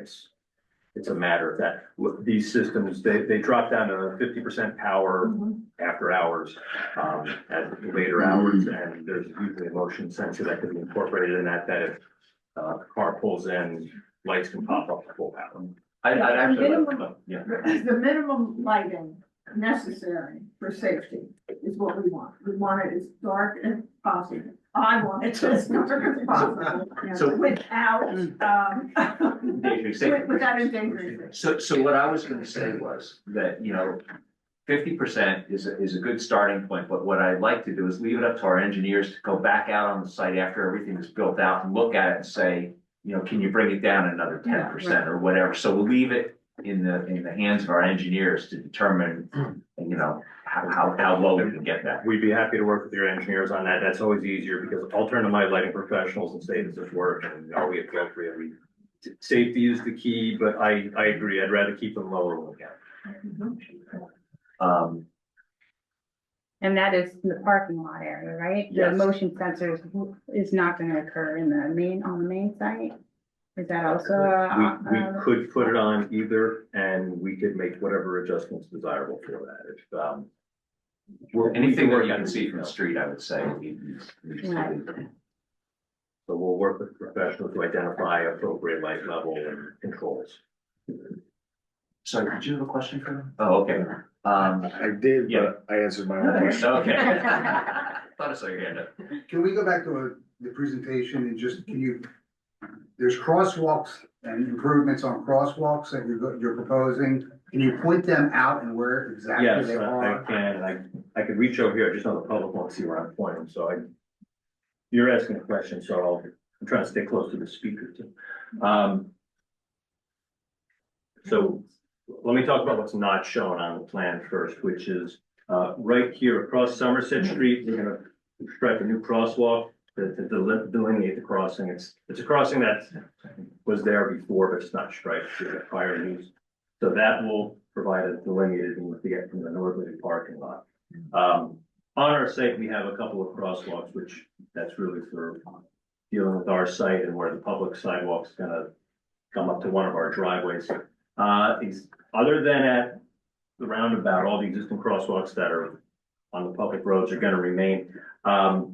The final placement of crosswalks down here, we'll work with the board's traffic engineers to make sure we're consistent with the appropriate design standards for a roundabout. And when I looked at it, I believe that this sidewalk crosswalk that I show on Hamilton is roughly in the appropriate spot. The one we've showed here striped on the west leg of Lafayette, I believe we're gonna have to move that further from the intersection, which makes more sense.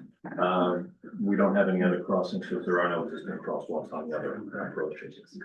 And pedestrian access is also part of your question, I think. Pardon me? Did you ask about pedestrian access from the site or just the crosswalk? No, just at the crosswalk. Would you do me a favor and point them out here so that the members of the audience can see what you were? Yes, very happy. I'm just gonna walk over that. If you're from the side of the room. So the existing crosswalk, which I think we accidentally whited out, will still remain at Hamilton Avenue here near the intersection with Somerset. There's gonna be a new crosswalk here to provide access from the northerly parking lot to our building here. There's two existing crosswalks at this intersection of Hamilton and Lafayette. They're to accommodate the roundabout. They'll be moved back a distance from the intersection, so they're before where the cars queue up to go in. There'll be signage at those crosswalks for pedestrian crossing, which is now appropriate. And this one here, that's the picture a little closer to the intersection. We spoke with the board's traffic engineer. We're gonna move that one further away, so it'll be in the appropriate spot for them. And make sure that works. So those are all the locations.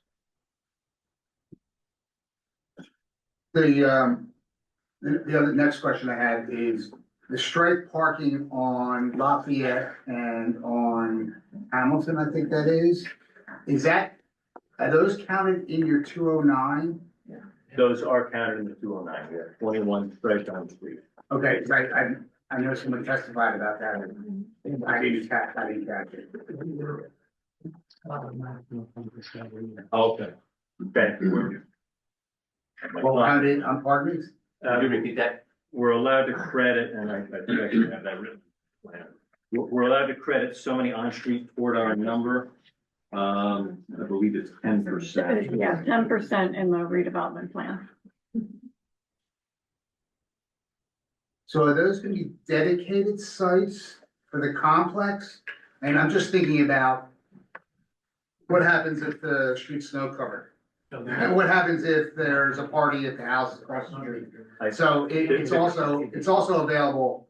To clarify, they're not dedicated on street. We're we have the ability to provide spaces on the street, so we're proposing them. Okay.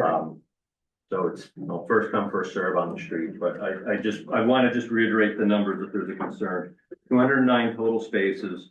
Even if I take out those 21, we're still above the 180 requirement by looking at that. So. And those spaces on the street, when you say they're not dedicated just to the residents of the development, they're just available parking spaces for anybody. That's correct. I think where the crosswalks are, it really wasn't clear where on the street those crosswalks would be from what. I can show that again. Sure, thanks. So there'll be a new crosswalk across Somerset at that, here's the apartment building I was talking about before. Between the first and second existing parking lot aisles, if you've been out there, we'll put a That would be crosswalk there. before- I don't want to interrupt you, that would be before Somerset. Before Somerset. That's across Somerset. Okay, so I got Somerset up here. We're gonna put a crosswalk right here where the R is. But let me go to this side of the site. There's an existing crosswalk that doesn't show here, but there is one here across Hamilton at Somerset and Railroad. And if you come down, thank you, Micah. At this intersection here, today, this is where I said you got a two-way stop today and it's straight through to Hamilton. There's a crosswalk here today and a crosswalk here today. They'll still be there. We're just gonna move them back further from the intersection. So you still have a crosswalk. You'll move north that way. Yeah, one will move, this one across Hamilton will move a little bit to the north. This one here across Lafayette will move a little bit to the west. But how far? Roughly a car length. There's an oak tree with You a know, car like. Yeah, what does that we work? can't Yeah, decide folks, folks, Okay. you know, we'll have to save that for the questions. Yeah, Okay, thanks. Yeah, the final locations for the crosswalks, we have to adjust at the roundabout. We'll work with the board's professionals and integrate them where it's appropriate to put them. You talked about the parking plan, and the interior of the complex around movement of emergency equipment, trash pickup, you know, is there, have you looked at the sight lines of each one of these angles of turning inside there? Yes. To make sure that an emergency fire engine or some other emergency equipment has to get inside there? Have you Yes, looked at that? We did. We've evaluated the turning and the sight lines. And we know we have to comply with the sight lines and we've evaluated that and determined we can. We may make some adjustments with our landscaping, just for one movement, but otherwise we were able to comply with that. Okay, and egress to the site and exit from the site, you looked at the sight lines there for people exiting the site safely, right? Yes. Yes, and on Lafayette, it's, our driveway's in a similar but not the same location, so it's very similar to having the driveway there today. One nice thing is we are eliminating one of the 3 driveways that serve the site today, so there won't be a driveway at the Hamilton anymore. So it'll be the Somerset driveway and the Lafayette, but we evaluated all that. And is it one way in, one way out, or is it? It's two-way flow. Two-way flow, okay. So a plow truck can get in and out, you can see around the mounds of snow. Since we're covering it now. You can in the houses. With the current snow cover, I don't know if I want to answer that. But plow, I have heard complaints about plow trucks not necessarily able to get through suburban area, you know, cul-de-sacs. So is it plow friendly? It actually is relatively plow friendly. There's some room, along the side and this side to pile snow and the applicant, of course, will be required, who will be running this property to keep it clean. And it's going to behoove them to make sure they are keeping their sightlines and their driveways, otherwise the residents will hear it. They'll hear from the residents. So no, we don't have any concerns about that. Thank you. Has the fire official mentioned anything about, fire lane striping or any kind of reserved areas? Okay, we did. We. Sure. If I could, the fire official is here and Okay. we have worked extensively with them. If you would like to hear directly from him. That was gonna be my question. Have our people, yes, viewed this? So why don't we swear him in and, yeah. Yep, Andrew Casino at the West Pine Road. I do swear firm to tell the truth. Absolutely. Thank you. Thank you. Yeah, so, sorry. Okay. Yeah, thank you, board. Thank you for hearing me this evening. I've met with, Mr. Albert, on more than one occasion. We met with the, fire chief and the, fire officers at Hopewell Borough Fire Company. We have a list of conditions, many, or requests, I would say. And they've been very accommodating. I've seen circulating plans for fire apparatus that are willing to have a fire hydrant for us. That's not currently shown.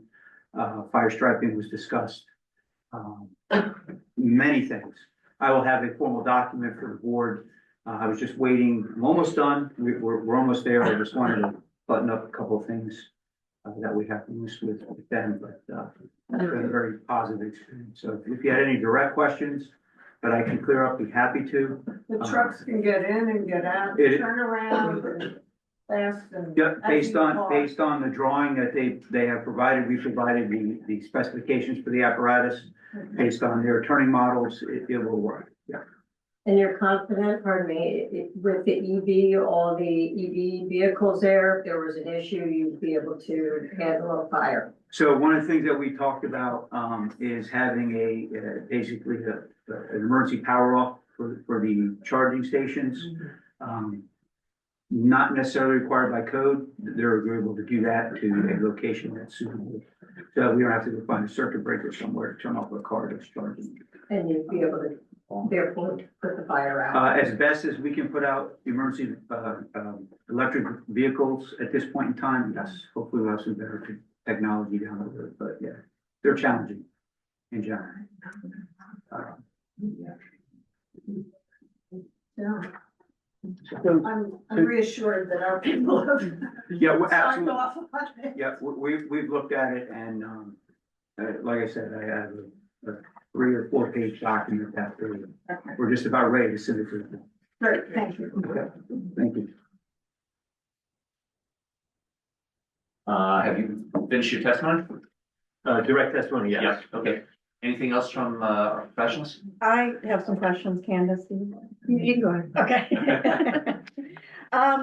First, let's talk about the dumpster. So you have one adjacent to the apartment building and then one over on the parking lot. Yes. Can you just describe sort of, that seems like it's really far away, the one on the Somerset parking lot. What the use of that is that, you know, gonna be like a bulk dumpster? May I answer? Yeah. It might be more operational. Because it is a little more operational. Two things to say. One is that often people who are going to their cars, you know, from their apartment to their cars will take their garbage with them. Mm-hmm. So that's why we try to locate them in the parking lot. Two is that in most of our communities, we actually have a service that actually picks up garbage from the residents. And the service itself takes it to the dumpsters, so the residents themselves don't have to do it. So we located the dumpsters where we thought would be appropriate in either case. Okay. Thank you.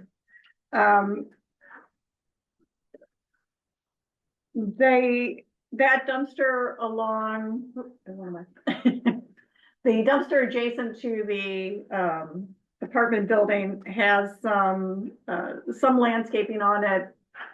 I would recommend maybe some more evergreen to landscape that and not just, I think it's an ash or We'd a be maple. absolutely willing to some do that shrubs. and provide a little more buffer for that. Okay. Good for us. The crosswalk to Somerset, I know we had originally had a comment about having some sort of traffic sign to say no outlet going down Somerset, or so that cars weren't going past the parking lot and then having to turn around at the dead end. We can add that signage, sure.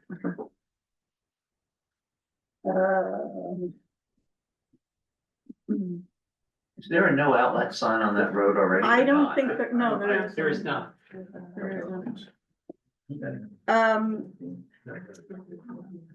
Going back to the landscaping, so the parking lot on opposite of Somerset where the banked parking is, what type of buffer are you gonna provide for the adjacent property, which is fine? We were evaluating some options. More than likely, it's going to involve some kind of a fence, I think, because it's the existing surface, which we're making just repairs to it there today, and it does come close to that property line. If there's a way to do landscaping with that, we'd like to. At the minimum, I think we'll have solid fence. To provide, And- today you can see right in, and the objective would be to give something there that isn't today to buffer the view. For like headlight glare and things like that, okay.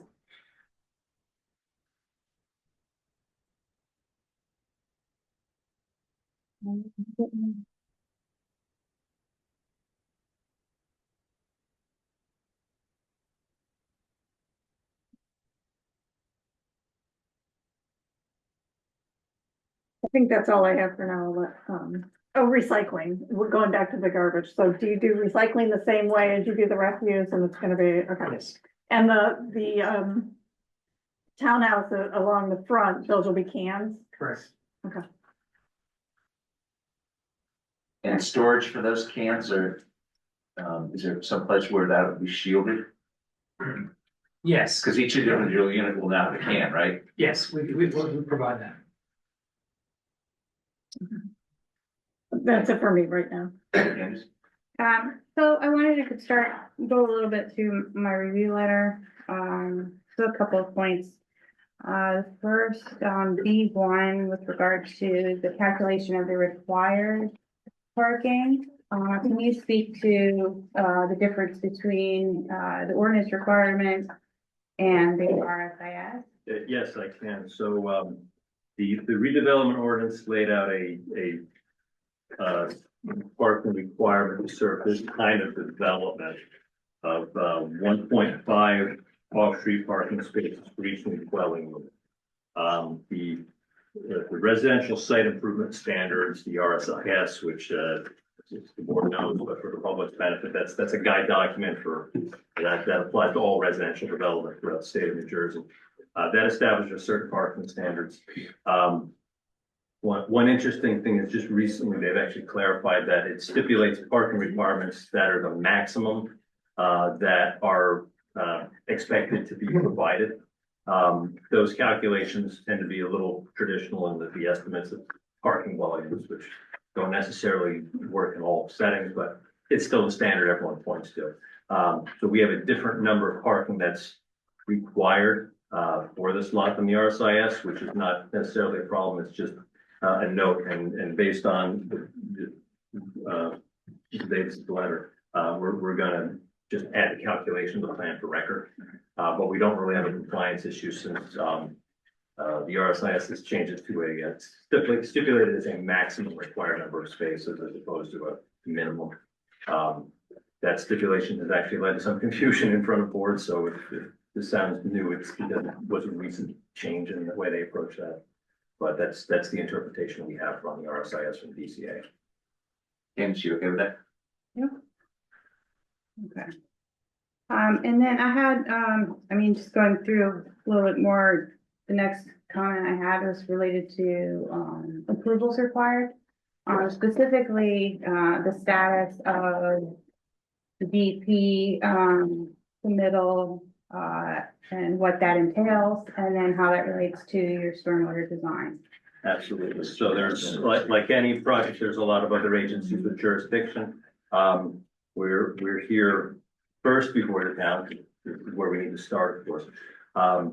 We'll be concurrently filing some other applications. We're just about prepared to file some applications with the Department of Environmental Protection.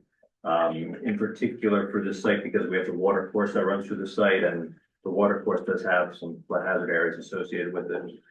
We need to prepare and file what they call an individual permit. We're also going to be filing what the department calls a verification, which just identifies the flood areas. Verification says here's the flood area the state approves based on our analysis. The permit says this is what we're seeking approval from. As part of the DEP's review, they will look at a number of things. They'll look at our calculations related to the site and the stream. They'll look at our stormwater calculations.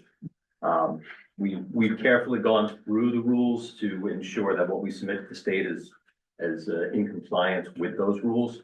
They're an agency, they'll make their comments, but we're confident what we're gonna be presenting to the state and what we've put before the board here, is something that is approvable at the state level. They just have to put it through its paces like any agency. Was that revised as a result of the new revisions in the stormwater rules? We're addressing that as part of the updates we're making the stormwater revisions, which we spoke with your board engineer about earlier. So the green infrastructure standards are there. I believe we meet all the other standards. We're in a gray period with the new rules and things, but even under the new rules, which the flood hazard component of the new rules are really more geared to the tidal flood elevation. We're not tidal here, we're in what they call the fluvial flood elevation, which is not influenced by the ocean. So as far as that goes, we expect to be compliant with those new rules. I was just gonna ask, besides DEP, are there any other approvals you need besides the boroughs? Yes. Can you list those just one by one? Yes, and we just for record, we do include them on the key map sheet 2 of our submitted site plan set. And so some agencies, it's more of a formality, but we'll be filing with the Middlesex County Planning Board. Mercer. Excuse me, it actually says Mercer right on my plan. I don't know which county we're in. We're in Mercer County Planning Board. Thank you. The Mercer County Soil Conservation District, the DEP for flood hazard area permit that I mentioned. The utilities for development like this sometimes also require certain DEP approvals. We're expecting to file a treatment works approval for approving sanitary connections. We may or may not need a water main extension permit. I know there's been a change with the utilities, so if it's all we're American Water now, Candace? Is that New correct? Jersey American. New Jersey American. So we may or may not need a water extension permit. We'll work out with the utility company. We've already filed a letter of interpretation under the wetlands rules with the DEP. Approved. That's been approved. Thank you, but it's been approved. So just to identify that effectively the water course along our site is also considered a state open water or wetland.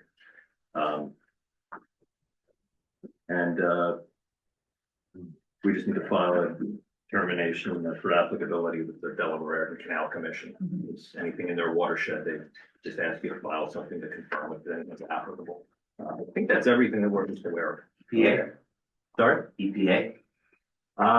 For the site development, these documents, not specifically, but I'm gonna keep separate from the remediation part of the project. I mean, Fair enough. Yep. Is there gonna be, in any of these buildings, is there gonna be a basement in any of these buildings?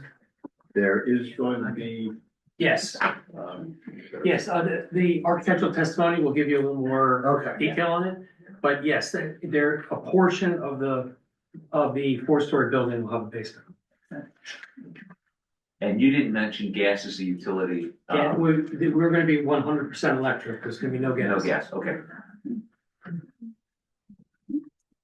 The rest on that, on the power, or is that for another time? Go ahead. So for power, where are we getting all of this power, the energy? electric company, they're gonna have to apply for construction. I know that's the obvious answer, I forget where. Can we, PSC. do we have the power? We have the capability to provide that kind of power? We have every indication that we do. The plant itself was a very high user for electricity. Okay.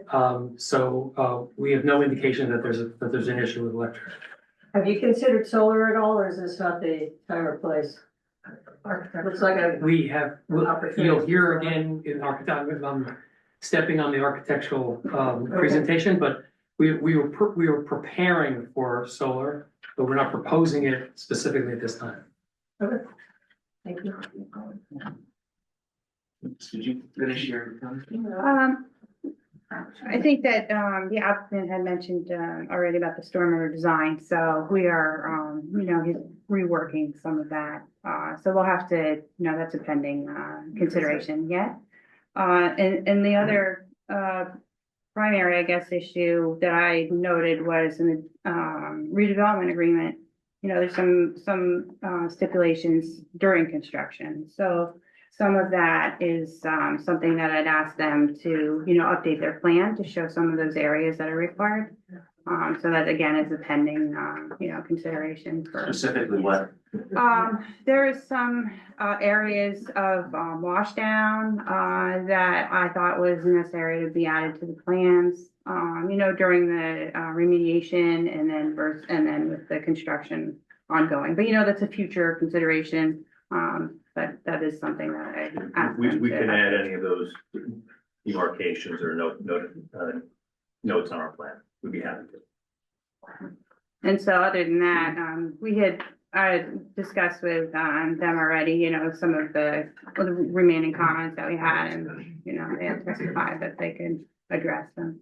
So the runoff from the roof and where the mechanicals are and those things you talked with them about? So not the mechanicals, I suspect that the architect might, testify to that. Fact, the runoff from the roof, relates to the stormwater design. So all of that is, in a pending, revision.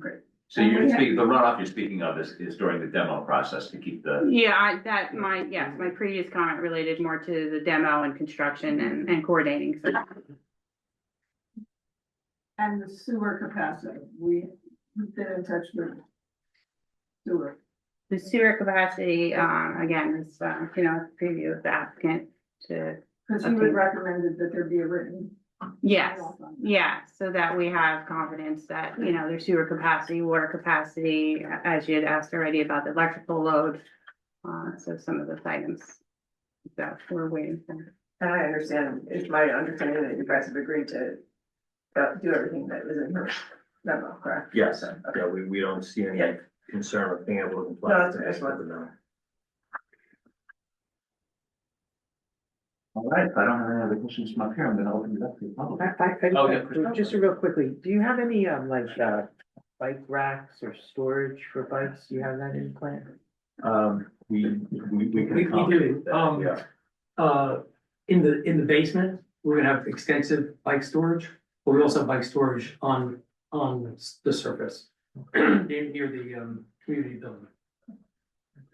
And just for purposes of clarity, I know you said you can comply with all the conditions. Were there any conditions specifically in any of the three reports that you disagree with or can't comply with? Was there anything you want to call out? Because, I would take complying with all conditions as complying with all conditions. So I just want to make sure if there's anything that you can't comply with or disagree with, just please put it on the record so we can talk about it.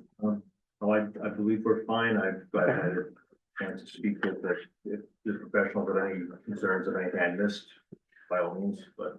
So we're gonna take that as a yes. Yeah, okay. Okay. Yes. Thank you. But can I just quickly add on to that you've agreed to everything that's been specifically called out and that is specifically requested in our professionals memos. There's some But things that issues haven't that been. are, exactly, so. There's things in the memos that we haven't gone through. There's a lot of Exactly. technical little things that, Right. for example, our engineer pointed out that need to be added to the plan and updated. Those are all gonna be part of the condition, because it's gonna read that you would have to, Yes. yeah. And just in a broader sense, there's elements where we're happy to work with the professional to clarify Right, and their issues questions and raised see if and there's With traffic. if there's a need for a certain solution, if it doesn't apply anymore, things like that, but we'll clean up the loose ends that way, certainly. Okay. David, I think, he had his hand up first, so.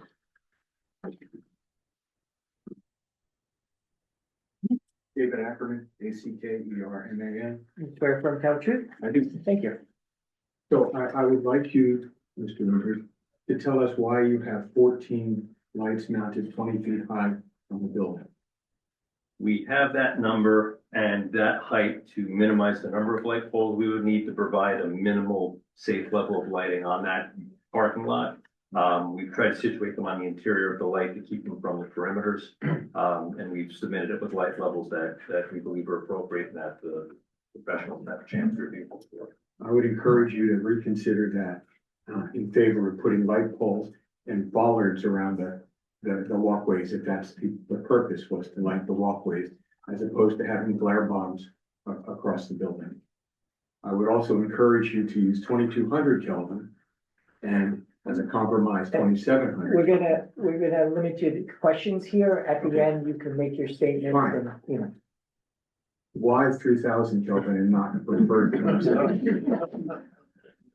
1000 provides a level of lighting that we've found is suitable lighting, but isn't too glaring.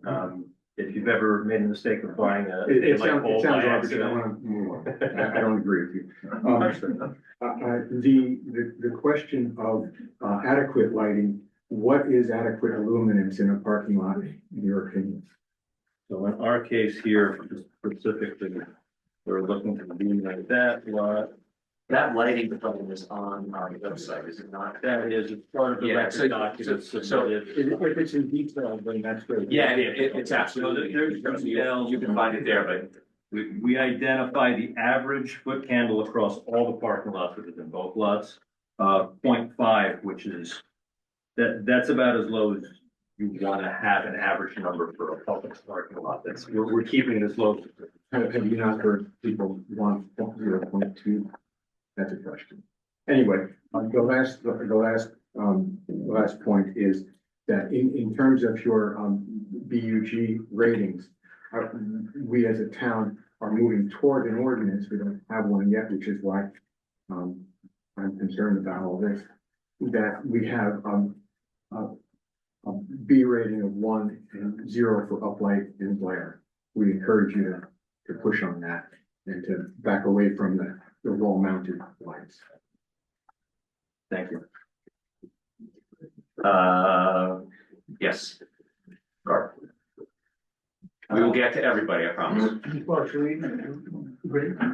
REPD, 21 East Broad Street. You swear for have two. I do. It's Beaton's book, not. How local you are. Whatever he was on, A4. Yeah. So I grew up across the street and I agree with everything that you're saying here. You're on Hamilton? I was on 14 Hamilton Avenue. But as I see it with how many parking spaces? 200 parking spaces? The total is 209, there's 67 on this lot. Doesn't matter, right? Or behind the house. The problem is gonna be at the end of Hamilton Avenue on Broad Street, okay? When you're making a left. Yeah. Clark, we're trying to do. Okay, well, I just wanted to get it out in front of the site plan because. Well, we're gonna have a traffic guy and go over that. All right, And so if it's a I'll- question, Clark, happy to answer the question if it's a. Okay, so what is your plan for the end of Hamilton Avenue for the people who want to go left, because the backup is gonna be insane. That will definitely be a traffic guy. We will have a traffic engineer that's gonna talk about that. Just two other things quickly, as far as the gym is concerned, is that just for the people that live there? Are there gonna be memberships? Are you gonna make money off of it? I'm gonna let the. It's for the people, for the people who live there. Just for the people who live? Correct. Okay.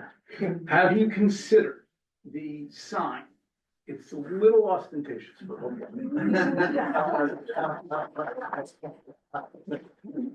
I think with the community, and they may disagree, you might be better served in considering a playground, a small playground. Clark, questions, please. Okay, that's it. I'm asking you to consider it. We haven't considered the playground. Okay. You might want to consider the fact that I don't need a dog spot.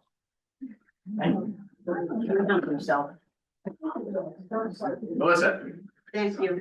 I have, yeah, if you can keep that up. You were sworn in already. I don't know, but I promise. I swear. They can't hear me. I swear. If you know me, you know that's true. I have several questions. The street parking, that's because we just assume that the minimum is hundred and eighty cars, if I figured that out correctly. It's 1.5 cars per, right. So if there's 21 spaces, first of all, my question is, when they have to clear the snow, where are they going? The train station can only hold a few, so what would happen to those people? That's a question. And You wanna let him answer the question? Sure. I don't think he has an answer. I don't know what the answer That's is. a tough one because now I'm on the public street and I'm not gonna wade into what the ordinances are for when you're supposed to move cars in town, because I'm not familiar with those. but Okay. it's So the- it just, it would No be, parking on streets when there's snow cover. Thank you, sir.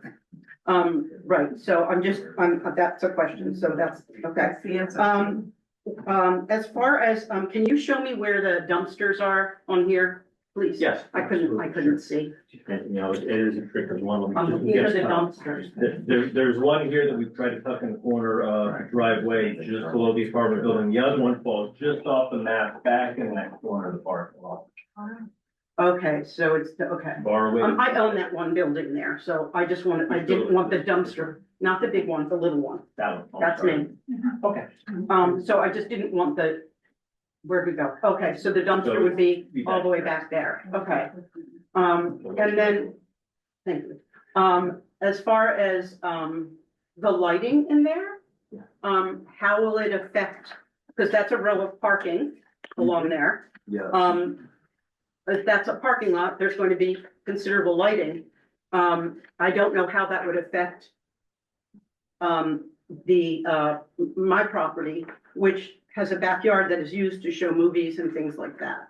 So that's, I'm curious about what kind of.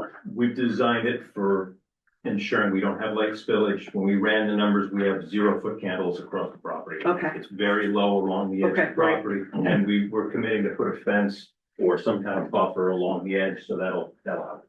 It'll be pretty. Pretty, that's his good neighbor. As if it's gonna be nothing for these. Okay, that answers that. Are there the spots within the community? Are they reserved spots for people? No. So everybody just sort of just goes and where are these tandem spots? So the tandems are on, those are the ones, they're like the double deep that are on this side that. Come up by your Wait, can you property zoom back? I don't know what I'm a little looking at. close. So the tandems are going to be in the parking lot? So when you pull into it's only along the side that's existing concrete that's gonna be for parking. It looks like it's already striped. That is a piece of concrete that space between where my fence is and where the parking lot is, there is a strip of concrete. Yeah, and that's why we're gonna put buffer along the edge of that. Okay, that's great. Are there going to be, electric charging stations on the big parking lot? Yes. We're looking into adding some in addition what's on the site plan.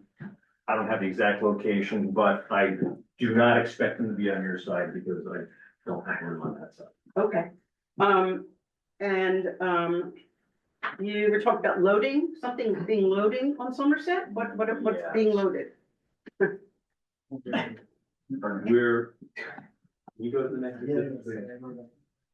So in addition to the on-street parking spaces, all the way at the end of our property here, so back out just a little bit on that, so thank you. So I'm on Somerset Street here, just to the east of where the apartment entrance is. I have 3 parking spaces striped. This is where we're gonna put that crosswalk for residents. Mhm. Here, we're gonna stripe this for on-street loading. We're not expecting much use of that. What but does we're- loading mean? Move-in. Okay, So if something larger than FedEx shows up and Gotcha. they just Okay. don't wanna come on our site, they can go here. okay, that's great. Sorry, there's just give me 1 second to look at my notes.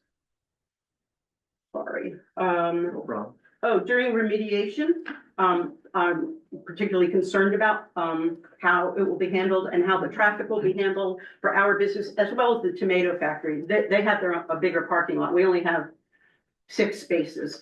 But I'm concerned about that.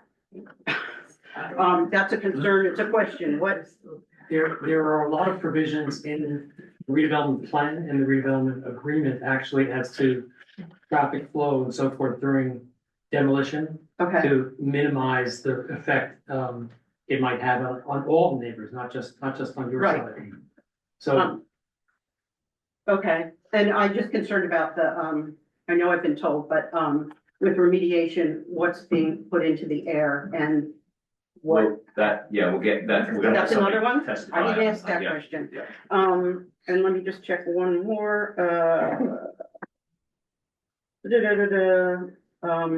I think that's, wait. Oh, on Somerset, are those apartments that are facing there? Do they enter through there? Or is that just a flat The back? main building? Mm-hmm. So on Somerset, are The those, main entrance is on this side. There's another entrance on the rear side on the. okay, so there's no exit or entrance to those apartments on Somerset except through that door? No, the units or the architect will talk more about this. But units Okay, are- I'm just trying to get a visual. No, you're not. Well, you know, people are good. Okay, I think that's it. Thank you. Yes. You just state your name already, you were on the record. Yes, Alex Spellman, Fellman.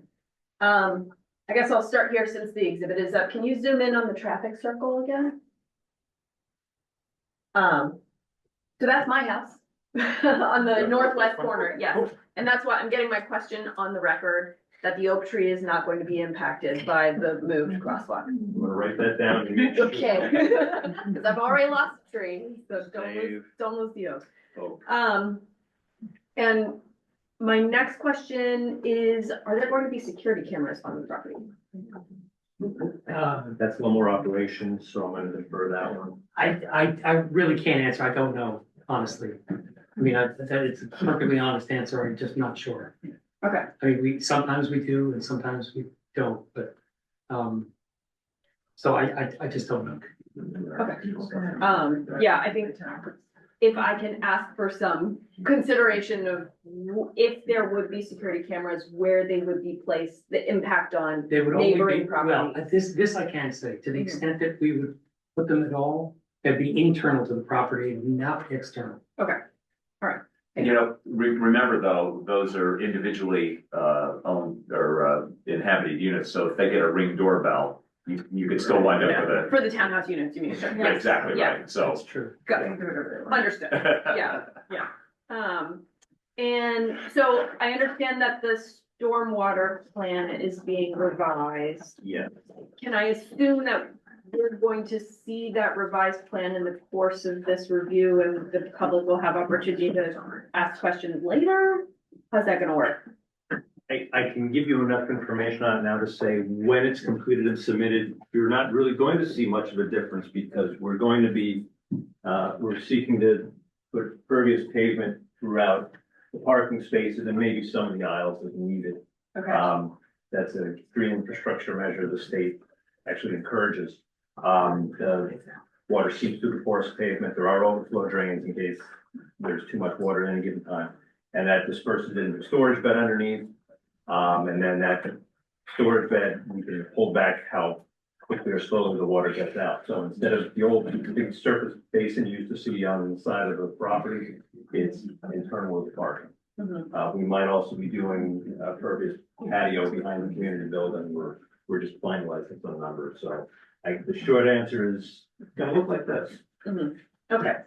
And, see, now maybe I misinterpreted this. On the plan, I thought I saw that there was storage under the 4-story building. That's the basement, or is that floodwater You're storage? very astute. We, in order to comply with the flood rules, there's a balancing act with what they call net fill, where you can't displace floodwater. This project is designed not to displace floodwater. It's not so much concern for the board how we do that because it's a concern for the DEP, but it is included in the plans that we do have a portion of And this is not uncommon. It happens in a lot of developments. A portion of this building underneath will be this crawl space that can allow floodwater to come in. I have yet to see one of my projects where we've done this actually have floodwaters come up that high, thankfully. You But weren't here 3 years ago. well, I've seen the floods, I just have not seen it on our project. So that's an accommodation for that, but it's all reviewed by the state, a very thorough legal process. Got it. That's what that is for. Okay, all right, thank you. Okay, I think that's it for my questions then. Rick? Thanks. You spoke about remediation. Do you have any, estimates or projections from whoever's gonna do the work? What's gonna be involved in the remediation that they're looking at? I really can't talk much about the remediation myself, that's not my area on it. So I don't know if I can offer any better. Have you seen one as you've reviewed everything? Have you seen anything? Well, So we just, the soil on the site has been remediated. As I testified before, with the one exception of one portion of the building that they haven't been able to get access to beneath it. The rest of the remediation is groundwater, which is ongoing a pump and treat process, which is going to be going on for multiple decades. That's the extent of the remediation. The soil has all been remediated to residential standards I think already you said today. most of it. I think you said some is still not. I said with the one exception of an area under one portion of the building.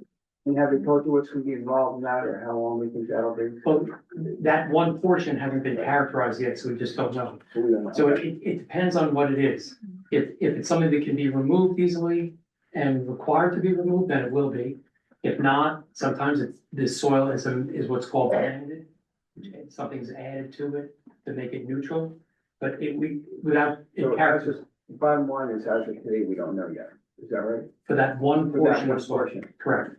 And I think you said the water would be being, beyond. The water, the groundwater is being constantly remediated through a pump and treat system. Rockwell is the part responsible, and they've been doing this ongoing. So the people will be living over what's being remediated into the future. The soil will be No, the water, remediated. I'm talking about the water. That's right. As a lot of the, unfortunately, as a lot of the residents on Lafayette Street and elsewhere have groundwater contamination, unfortunately, because the plume has migrated. Last question for you for tonight, for now. Who's gonna be doing the remediation? The Rockwell is responsible for the remediation. Their contractor is a group called Arcadis. Is a very They'll be highly doing the regarded soil. contractor. They'll be doing soil as well as. They have done all the soil remediation and they will continue to do the balance of the remediation of the soil All right, to thank the you. extent it's necessary. Okay, thank you. There's somebody in the back behind Keith there, yeah. Ada Timiak, Tymiak. And you swear to tell the truth? I do. Thank you. Just some simple questions about the trash. Are you using any of the basement space for collection of the trash? I mean, it's a lot of residents to have to go pretty far for the dumpster. Well, again, if I could, we generally hire a service that picks up garbage from the residents. And that service actually places it in dumpsters. And it's all a matter of how many collections we have during the week. So it'll all be privately hauled. And the contractor will make certain that there's not anything overflowing, it'll be constantly picked up. So the residents of the apartment building will leave it outside their door or? Okay. We like to spoil people as residents. Okay, so they'll have their trash bins in the hallway outside their door? Correct. And recycling, I assume? Yes. And then with the homes on the periphery, is the front facing Lafayette and Yes. Hamilton? Yes, Will the trash cans be in the front then? they will be in the Trash front and recycling? to be picked up, correct. And, I don't know the exact distance, but what is the amount of space? How many feet are between that front of the house and the walkway? About 15 feet, I think. Which is the next one. Is it from the face of the building to the street? Or Like it the looked side? like it was a balcony or a deck. There is a little porch. A little porch, so from the edge of the porch to the edge of the sidewalk. Probably 10 feet. We're not less than 10 to the sidewalks generally, but it's 10 to the property line, but then there's the curve, the property line is. So you'll have some covering for their hands or some kind of shielding or? I don't know. I think the cans will be out the way they normally are put out. But they're meant to be put out immediately before they're picked up. But someone in the interior would probably keep their hands, their trash and recycling in the front all the time, because it would be hard for them to walk around to bring it to the street. There are no there's apartments nothing. that front into the center. Everything fronts out onto the street. That's right. Yes, and that's what I'm saying, they would store their trash and recycling cans in the front of their house. No, they'd be inside. Inside their house? They're small because they're gonna be picked up frequently.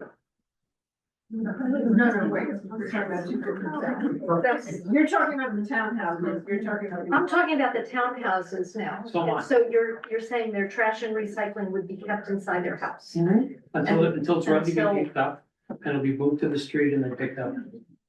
So what you're saying is the service that's going to do the apartments also does the Yes. townhouse? Oh, wow. Okay. And then just, it appears from the drawings that the distance from the street to the edge of the walkway is pretty narrow. So I'm just thinking about during snow removal, is there going to be a wall of snow? Yeah, I don't think so. I mean, we would be responsible, obviously, for cleaning the sidewalks and making sure that it's safe passage throughout the entire community. And we do have some space for snow, actually. It's not a lot, but we do have some space for snow. So it's not, we don't expect it to be piled up in areas that become inaccessible. And so what is the distance between the street and the edge of the sidewalk? The street and the edge of the sidewalk on Hamilton and Lafayette. I have a scaled version with me, but it's. Sidewalk no, from the sidewalk to the street? Yes. Yeah, this day, part of the existing. It varies, that's the problem. Oh. I'll tell you why. It just looks really narrow. Part of the existing sidewalk, we're actually gonna put the sidewalk back to the same place here. We're making a concerted effort to save as many street trees as possible, so we're keeping the sidewalk along the curve here, and then we're diving it back in on the other side, because the trees here, we're trying to preserve all these trees as best as possible. So here, there's a 0-foot setback for the sidewalk that's right there, and I have 10 feet from building the property line, and then 3 or 4 more feet approximately. I'm just gonna say approximately, I don't have nothing but a picture here. On this side, there's more green between the curb and sidewalk. That will be green, which we should have shown as green on this. And the curb is here, so this gap here will also be lawn, for that setback. If that helps.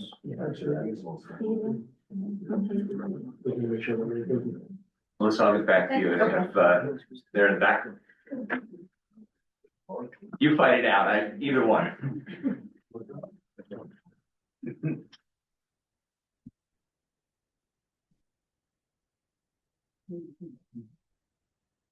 Andrew Osborne.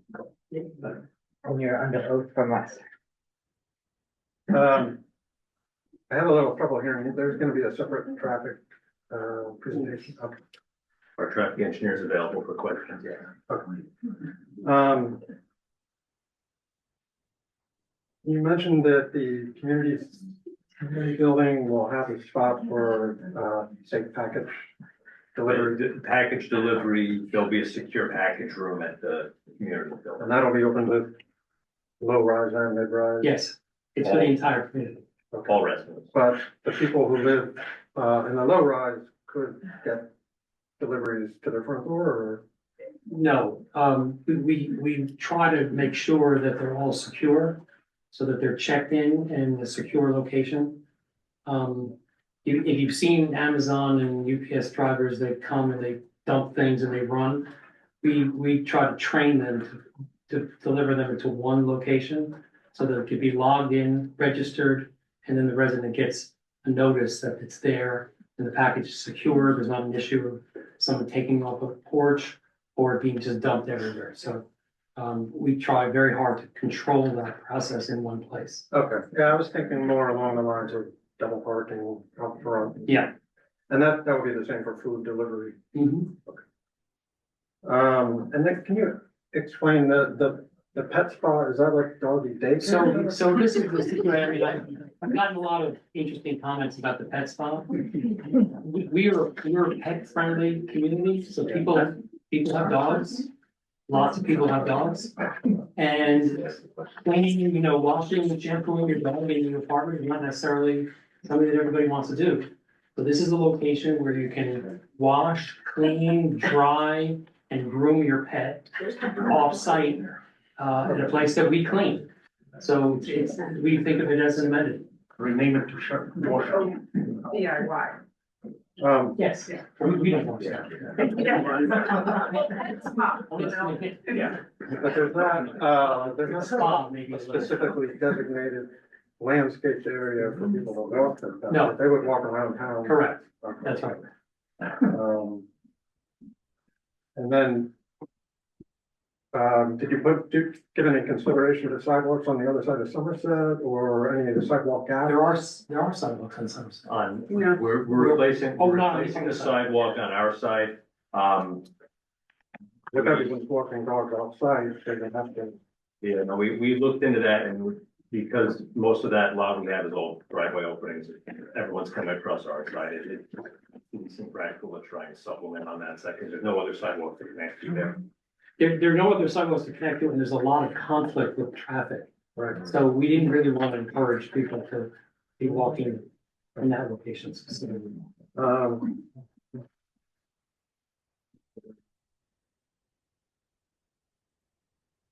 Did you, in the roundabout design, there were the two existing crosswalks, you said they were gonna be moved back. They're gonna be situated, based on roundabout design standards, on this plan, the one on Lafayette, I realized and spoke to the traffic engineer, we should move that one. Thank you, it's gonna move more in that direction. But there won't be two additional ones. No, because there's no connecting sidewalks and we're gonna put back what's there. Which direction are you? Did you consider, did you consider, the school bus stop that's in the vicinity? The school is not. Right there. Great question. On, Lafayette, west of the intersection. They pick up in the morning on Lafayette and they drop off in the afternoon on Hamilton. It's usually more like mid-block in the morning, honestly, but in the afternoon, they drop off literally in the middle of And the I'm sure intersection I'm sure the bus is clear of the intersection, they're not stopping in the intersection. I mean, no. I know what they're supposed to do, but it's the bus. Kind of, they don't talk to each other. So they're spread out all the way across, all the way along the street and even down to here. So I don't know if there's any consideration. I can say, I'm not the traffic engineer, but I can say operationally, all this is changing as far as the traffic flow is instead of having a stop on Lafayette and a stop both directions on Lafayette and no stops on Hamilton. It's gonna introduce yielding, we're gonna sign the crosswalks for the yield, we're gonna sign the roundabout for the yield. So, cars should not be flying right through those, and if they do, they should be getting a ticket. So if the school bus stops, all the normal laws apply. If the school bus stops here, it has the lights. I don't know if that answers your question. Yeah, the other question I have, I know according to the Rick, did I demographics. cover your question with that? Pardon? Did I cover your question with that, sir? Actually, you did, but I didn't hear it because somebody. Show me again. But all right. The crosswalk location is one to the north of the intersection. This one here is gonna be to the west of the intersection. There's a crosswalk here and here today, they'll be a little further from the intersection. A little further, okay, that That's all. Okay, great. Thank you, thanks a lot. Following the line with the school, I don't know if you reviewed the Hopewell has a safe routes to school plan, like 2 years old. So this is within the walk to school zone. According to the demographics, there's gonna be 20 public school age children. And the elementary school, if the map is big enough, it's kind of located here, so it's east of the intersection. So if you had kids exiting development without a crosswalk here, they would have to They'll walk have- here, they will have- cross again. They'll have 2 crosswalks, no different than today for this neighborhood, except now we'll have to. Except today. Right. Yeah, I mean, my objection would be today, nobody lives here, so you don't really need a crosswalk connecting. Nobody lives there. There's no sidewalk there. But- They don't cross. So I think. On here, there isn't one. Yeah. Today we have existing sidewalk here and here, so, which is probably why there's 2 crosswalks today. So we're keeping those crosswalks to serve it. 2 crossings for an intersection is unheard of. I think for safety, I'm asking. You've moved, I think you've made your point, so. All right, moving on to,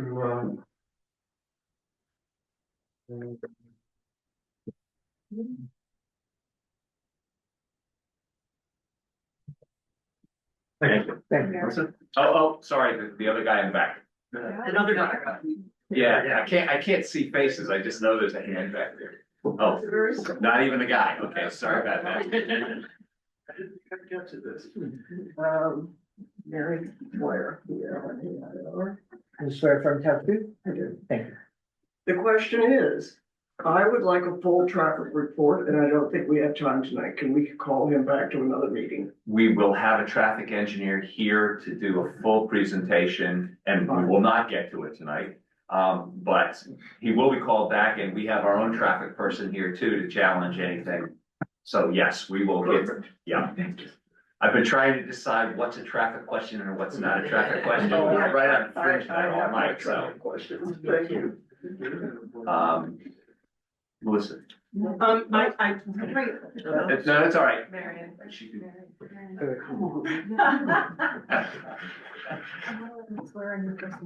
Oh, yes. Okay. Don't get to swear. Yes. Marion, Marian, Labos, Labos. You swear for tell truth? I do. Thank you. So, as you noted, this has been going on for 4 years, and during various visits, there was mention of trying to save the trees. You mentioned it now, but on some of the existing site plan drawings, it shows that some of the trees are being removed. Looks like there's probably a conflict because a 10-foot setback really isn't all that far for a tree that has a canopy of 30 feet. And we all know that if you cut off too many limbs or you cut off too many roots, that's not going to be a healthy tree, and ultimately it's going to come down. So what can be done with the design to save the trees that have been growing for so long in Hopewell Borough? And we've lost a lot of our street trees recently. It'd be nice not to lose some more. And the provisions of the site plan, we've done 2 things. We've identified where we're trying to save those trees. There are a few that have a conflict with an improvement, or maybe they were of a health that we looked at and said, no, we're not saving that one. And that's part of the risk of saying we'll save every tree, because we also, arborists have to look at it and determine when it's going to come down. We do show on our landscape plan all trees that could be replacement trees if they need to be, but the intention is to save as many as possible. We just identified what we'd be planting for any we do have to replace. Okay, I know it's a standard comment on engineer drawings to basically say the burlap and paging only has to be like half removed. But there's a reason why replacement trees never thrive, and it's because they're not planted properly. So can we please amend that note to say the burlap will be completely removed to give the replacement trees a chance of actually growing and thriving in Hopewell Borough? Yes. Yeah. I mean, I don't need to ask, I'm just. No, the answer you know, is yes. You know, because it kills me. I mean, we never take care of our trees. Also, they should all be protected with buckrope, because quite frankly, you'd be surprised the number of deers that are wandering through our trees all hours of the day and night. I mean, All the time. No, we'll take care of that. Is the only green infrastructure BMP you're using in, the pervious pavers? We're looking to use pervious pavement and perhaps some pervious pavers for the, for a patio behind the community building. Okay. To reiterate David's comments about the lighting, we are in the middle of the Sourlands. You know, there are people and animals that benefit from having a relatively dark environment. This will be the largest development in this immediate area. If you look up into the Sourland Mountains, I know this is a comment, but. Yeah, I really appreciate it if, you know, Yeah. keep your questions, because we will have time for comments later. Yeah. Maybe not tonight. Understood. I will reiterate, and it is available for record, the lighting plan that was submitted. We've endeavored to keep the levels as low as we can. I mean, our peak levels are very low. They're 3.1 is the highest level we've anywhere. I do understand that with this being a redevelopment project, you're exempt from a lot of aspects of the stormwater management requirements, such as improving the water quality. However, we are at the headwaters of the Stevens Brook. So if there's anything that could be done to improve the water quality. Really, questions, please. Okay. It's a question. Can the water, stormwater management system be improved? Yes, and in fact, the green infrastructure measures we're going to be proposing provide a degree of water quality. So not only do we already comply, but we're going to exceed the minimum standards of DEP for water quality. Okay, thank you. If I get that, those are the notes down. Melissa, you've been waiting patiently, so I know they're important back, so. Can you go back to the picture, please? Thank you.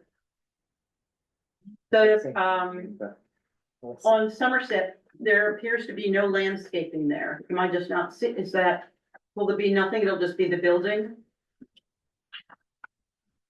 Is that We have landscaping? a tree, a couple of ornamental trees. We have some shrubs here. Okay. On the side of that building. So yes. Okay, I couldn't see it, when it was zoomed in, and then,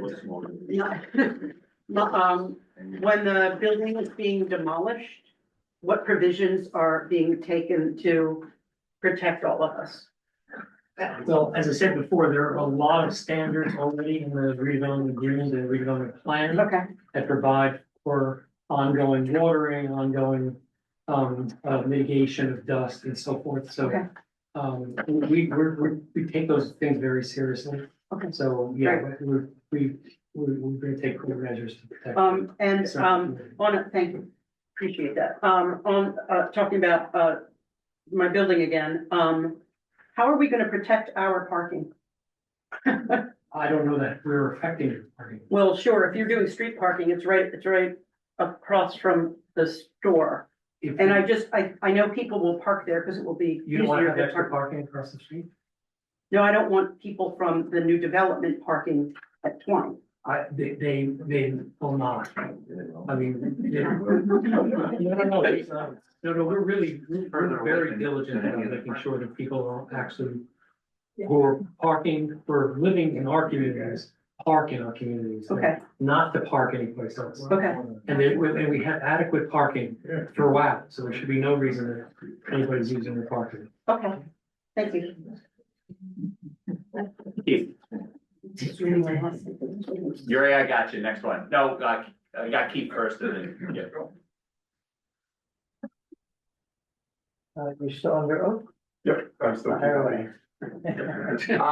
So question, about the 4-story apartment building. Is there going to be any usage on the roof? Meaning sort of like outdoor space, garden space? More of an architecture question, but we should probably answer that. The short answer is maybe. We're preparing to have access to the roof, but we haven't yet determined exactly what we do with it, but we could very well have a deck or, some seating areas and so forth. Okay, so then if there's going to be resident usage of the space on the roof, then there will also be lighting on the roof? Dim, low-level lighting at the most. According to what? I don't know how to answer it, but, Right. but it will not be intrusive. Okay, let me ask you a different question. Has Dark Sky International done a review and issued a report on the proposed lighting and structure? They typically wouldn't on a site plan application, but we would put forth a design that meets certain standards. I gave some testimony before saying that we're close to full compliance with dark sky, and we're, with some adjustments, we can meet that with our site lighting, and or meet whatever standard might be, the bug ratings we talked about earlier. So that miuld be a more appropriate standard for it. There's a couple different standards for lighting. Right. The short answer is we'll work with the professionals of the board and provide the darkest illuminated site that practically works to maintain levels of safety and security for our site. Yeah, no, I asked a binary question, so the answer to that is no then. Dark Sky International has not signed off. It's your opinion, but not Dark Sky International. But there's standards. I understand the standards, So- but what I'm saying is, there's, my question is. No, Is that, no, they have not done a review. okay, thank you. Right. Then the next question I have, so it's a 4-story building. There is, it would be the only 4-story building in the borough, correct? We can't answer Is that, does anyone know of another 4-story building in the borough? He answered that he doesn't know. Okay. I can't answer that. Okay, well, I'm asking now a fire safety question. Do we have a ladder on a fire truck in the borough that can reach the top, which would be a 4-story plus ladder in the event that there was a fire and there were people using the roof? Do we know the answer to that question? I'd want to speak to fire officials. Okay, so, yes, short answer is yes, but not from every point on the property. Okay, how many points on the property? Somerset Street, the entrance, the parking, lot off of Somerset Street, where you come in south, right, entering off Somerset, and then Lafayette coming in directly there as well. So basically, I don't remember we can describe it. In this area here, in this area here, and this area across the back. Okay. And one of the things that, in working with the developer, is they have upgraded the sprinkler systems above what is required in this building. The building requires, I think, the technical requires a lesser system, so a residential standard. They're building to a full commercial standard, just like any other thing, or think of a hospital. Fire protection system, that's what you're gonna have. Okay, so to answer my question, the ladder wouldn't reach all the parts of the 4-story. No, but we can't reach all the roof of any building. Okay. In town, for the most part. Okay. Then the next question was. Just so I'm clear, the front of the townhomes is gonna be facing Lafayette and Hamilton Avenue? Yes. Okay, and then there are parking spaces on the street on Lafayette and Hamilton. I'll be make sure I do not get into too much traffic related, but they'll be allowed to park on the front side of their townhome units. They can. Okay, and you're aware that currently there's no parking restriction on either side of Lafayette or Hamilton for either of the street sections that are adjacent to the development. Yes. Right, so you're aware then it's possible, if not likely, that individuals in those townhome developments will be parking on both sides of the streets on both sides.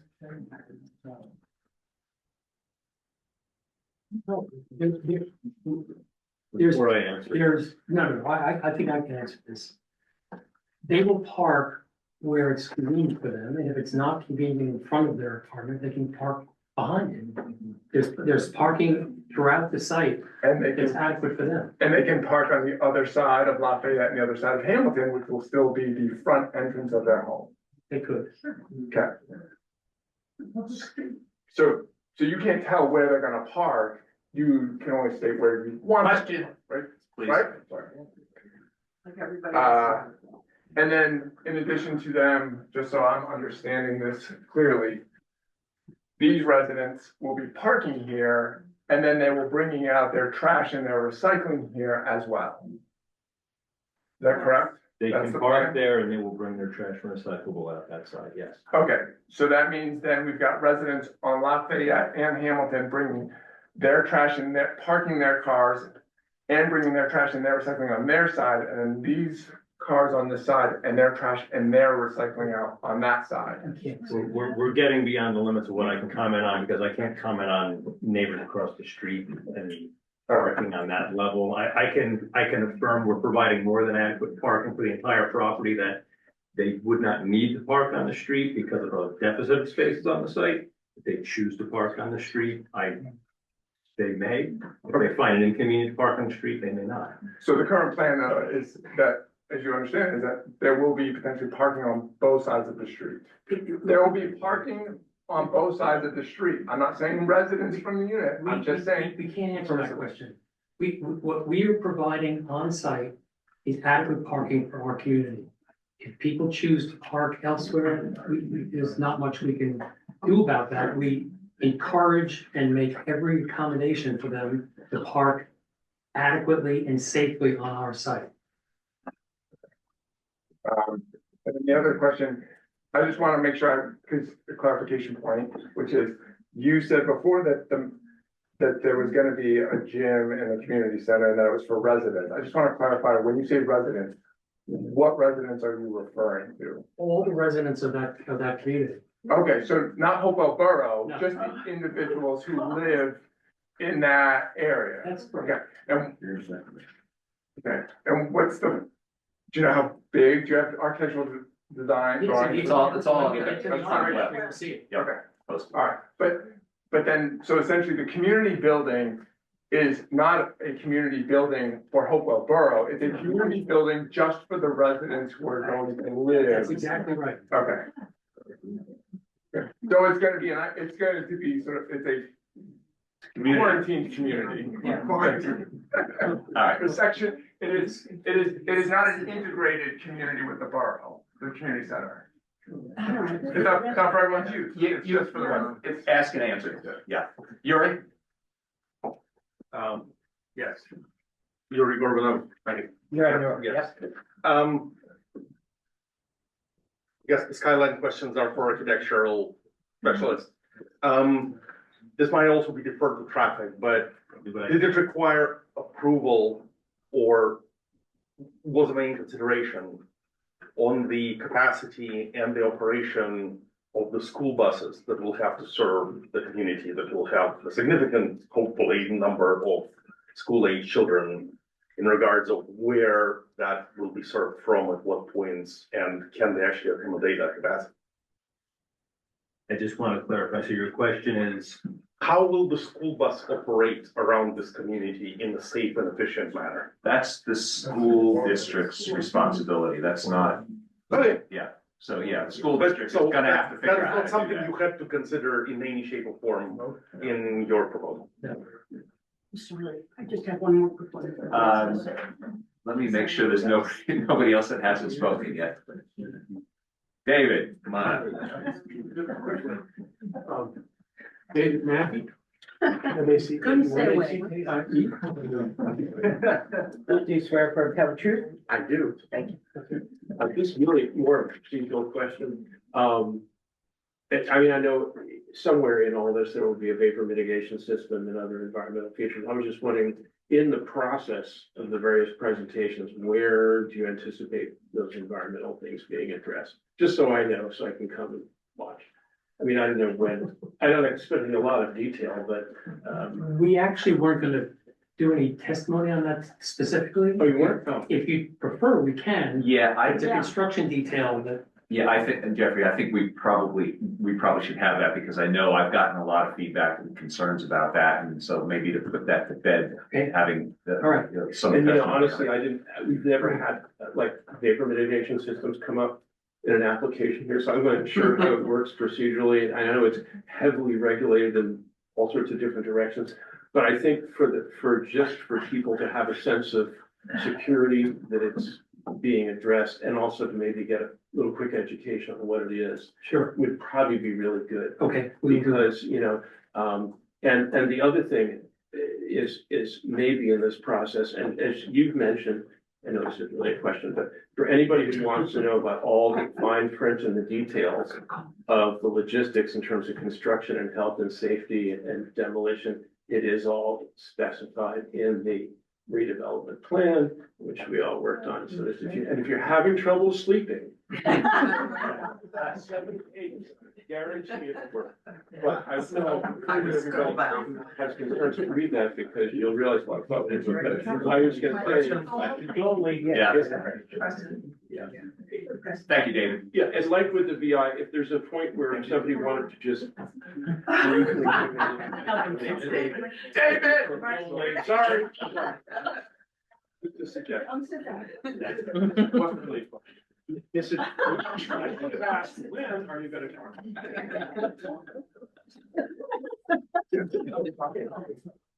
Yeah, just to clarify, you're requesting that we make an informational presentation about the remediation, correct? Okay, okay, just like Director reflect, it's not a site plan requirement. It's informational for the comfort of the board and the public. Correct. Okay, thank you. Melissa? Yeah, And then I'm Rick. sorry. The 21 spots, where you're painting stripes, they're for anybody to park in, right? There is public, they're public spots, but they're being available. Okay, thank you. Correct. Rick? I thought that you said earlier, or I thought that I saw in some of the materials, that, there would not be quite enough spots for everybody on site, but there have to be some parking in the street. Is that wrong?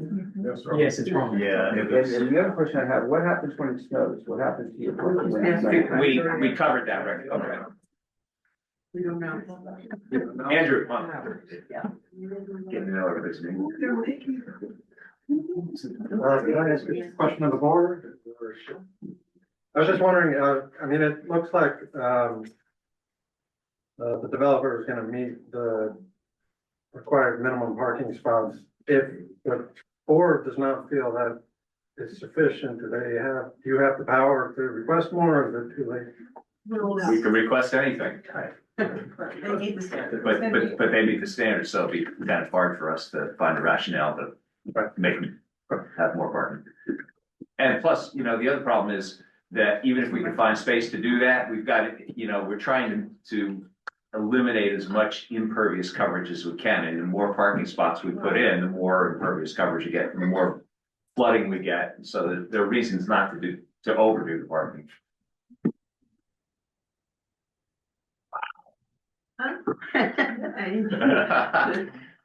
Well, it's 9:30, and I don't know if we want to start more testimony. I could offer mine tends to be longer than the architect's. That's a fact. So, well, I'll take that, but Jeffrey, go ahead. I was just gonna say, our architectural testimony should be about 10 or 15 minutes. If you'd like to. Questions. Yeah, then the questions. Let me think about that It's for a so second. thorough, you won't need to. Yeah. Is there a full architectural plan on site? Yeah, on the website, yes. Detail with finishes of what they're using for the materials they're using on the property?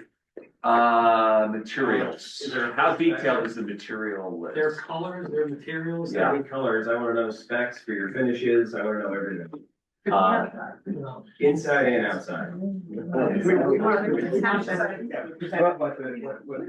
If we can do, we can do a testimony in 10 to 15, and then we can do a recap. Hang on. I'm just asking when those plans. They are. Full spec of your finishes. We presented what's required. It's the full spec of your finishes in this.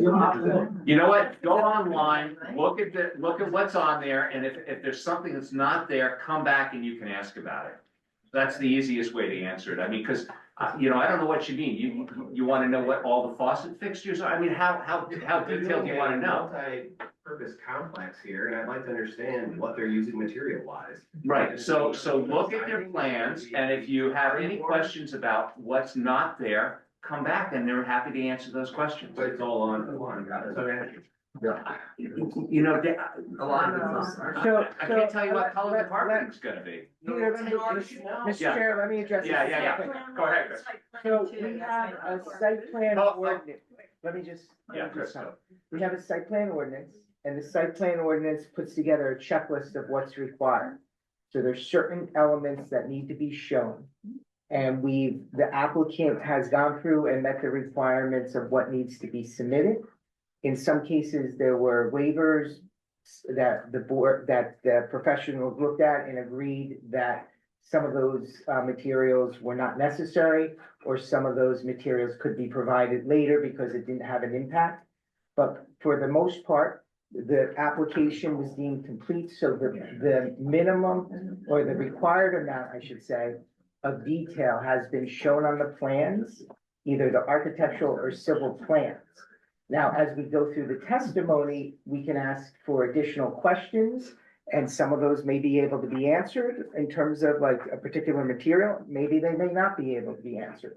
We don't know that yet, but the plans are on the website and you can review it. And by the way, we haven't had architectural testimony yet. So we're gonna see the architectural plans. They're gonna go through. No, I'm just going through. I'm just saying, they're gonna go through. Then you can look at the plans on file, and then you could ask questions, and they'll be able to answer them more, if they can. Hi, given the, Are you just asking the board a question? I'm asking, I'm not, I don't know who this is. Well, just Student say- Laura, Hopewell, Okay, I let's do it swear, again. yes, Pilar, Polllara. Given the time, given how long this has all taken tonight and how much we didn't get to, can the board and you all walk us through what the next steps are? Like, will there be another meeting? There's another planning board this meeting. Can you help us understand will you all be back at the next planning, but like when? Cause I think that's keeping everyone informed would be really helpful given the time. Yeah, go ahead, Christopher. Yeah, so Thank you. in the normal course, when an application starts and it's not able to finish in one night, which is doubtful tonight. What happens is we, at the end of the meeting, find a date certain, the next probably scheduled board meeting.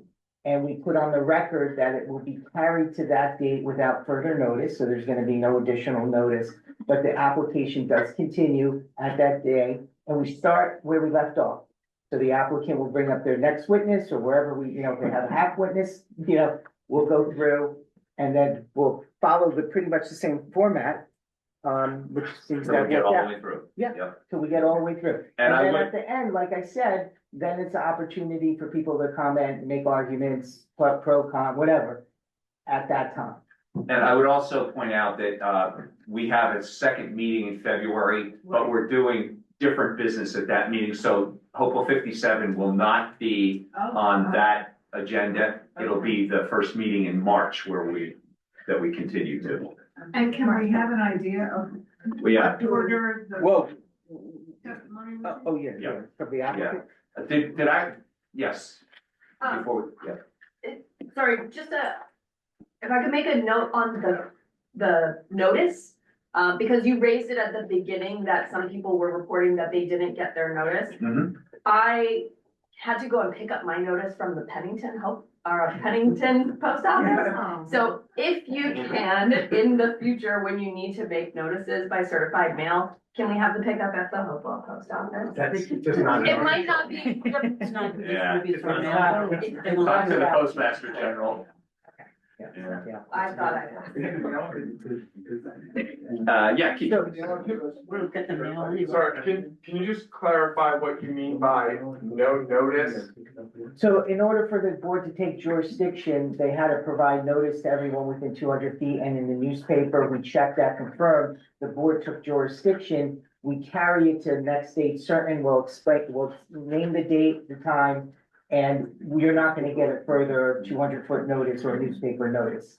But it will still be noticed on the website and on the And agenda. the agenda and So all the it's usual like places. 48 hours general notice under the sunshine law, but not Yes, I'm talking purely about Of the jurisdiction. 200. Yeah, exactly. what Yeah. required. Got it. Okay, thank you. Oh, I think somebody asked the applicant if they have an idea of how they're gonna proceed. Yeah, I thought, we have one more question in the back, let me, I just want to. You're Take care of all in the control, questions Mr. Chair. I understand that the municipality has an ordinance on what's required for site plan. And I do appreciate there are renderings, and it was noted that some of the renderings are from a bird's eye view that we'll never experience. When I prepared site plan applications previously, taken photos in the community that like from pedestrian viewpoints and then blended the rendering in with the actual photographs, so we can truly understand how it looks in the community. And since there's been I think between the developer and all the residents, if you want to I would like to see, could you do that? Well, you'll see some of that in the architectural testimony that we have yet to present. It's not, is it unavailable online? Because we only have these. We submitted what was required, but we have extra material that we're going to be presenting, Okay, in testimony. okay, so we won't have a chance to see it in advance of the testimony.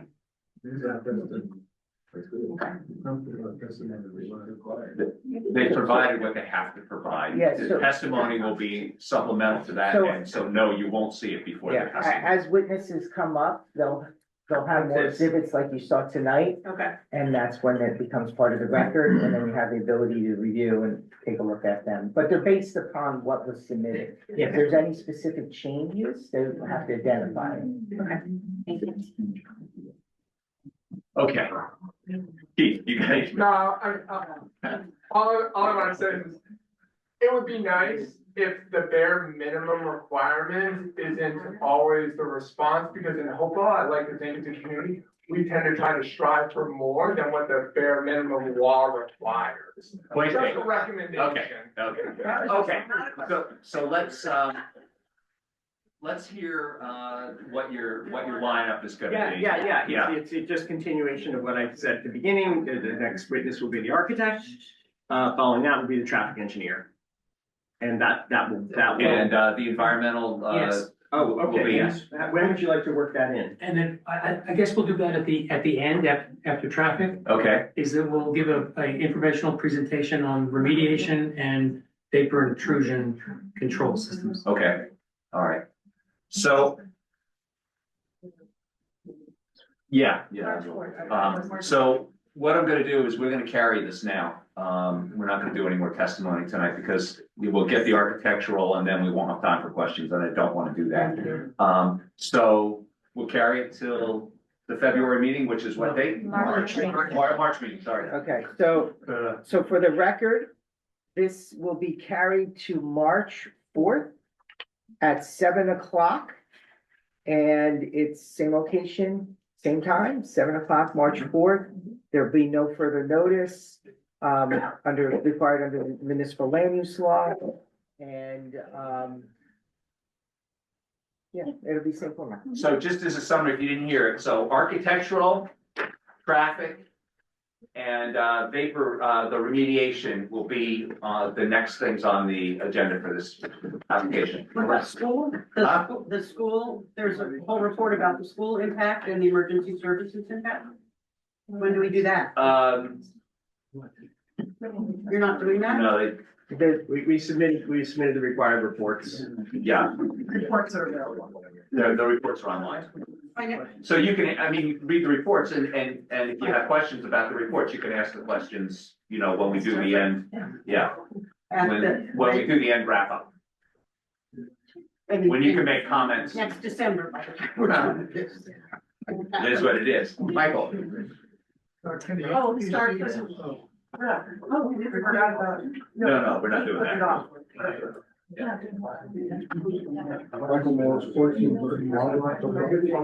Hey, folks, could we kick it down in the back until we're done? Thanks. We're not adjourned. Can the HPC go after the architect?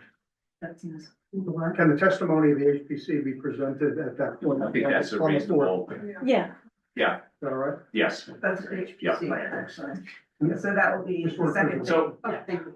yeah, so Michael, you'll be here for that. I will. Oh, good, okay, yeah, then definitely. All right, thank you. Thank you very much. Yeah. All right, Andrew, you got one more? Yeah, it's just Okay. quick, I had Come trouble- on down. So they just need to hear you.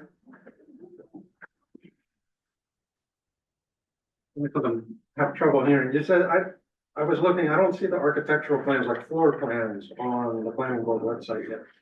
There's like the 3D rendering and site plans, but no architectural. Our very capable secretary is looking at that now. So I didn't get mine off the site, so I had to. The big print of mine. Yeah. It's just loading, so hold on one second. And if they're not there, Yeah, we also have paper copies here. If anybody wants to look while you guys are here, we have paper copies, but I'll look and see if we have it on the website. 'cause and if it's not up there, it will be. And Yeah. also just to announce, is it okay, Tanner? Yeah. There's the whole application that's available during regular business hours, if you guys ever wanna come and just look at them before being here and not knowing what you guys are looking at, so. Yeah. So if you're having trouble reading on your laptop computer, the little tiny plans, Yeah. you can come to Borough Hall and you can get the 20 by 20 versions. So Great. thank you for pointing that out. Yeah. All right, if there's nothing else, I'm going to ask for. Well, first you're gonna tell us what, if we have a meeting in the middle of February, what it's for. Yeah. Oh, February, Okay. yeah. yeah. So the February meeting will be on the Department of Public Works project. And also Joanna has some affordable housing business that we have to take care of pretty quickly. So that's what the second meeting in February is gonna be. So What's the date? 18th, that's 18th. 18th. Yeah. February 18th. You're gonna be away. You wanna talk affordable housing? Yeah, but everybody, I could call all those other people And back. on the record, we already stopped the other hearing. Yes, sorry, and yes, Carried it to the date certain, so that's already done. correct. Correct. With that, I will happily move to adjourn. Thank you. I'll second. All in favor? Aye.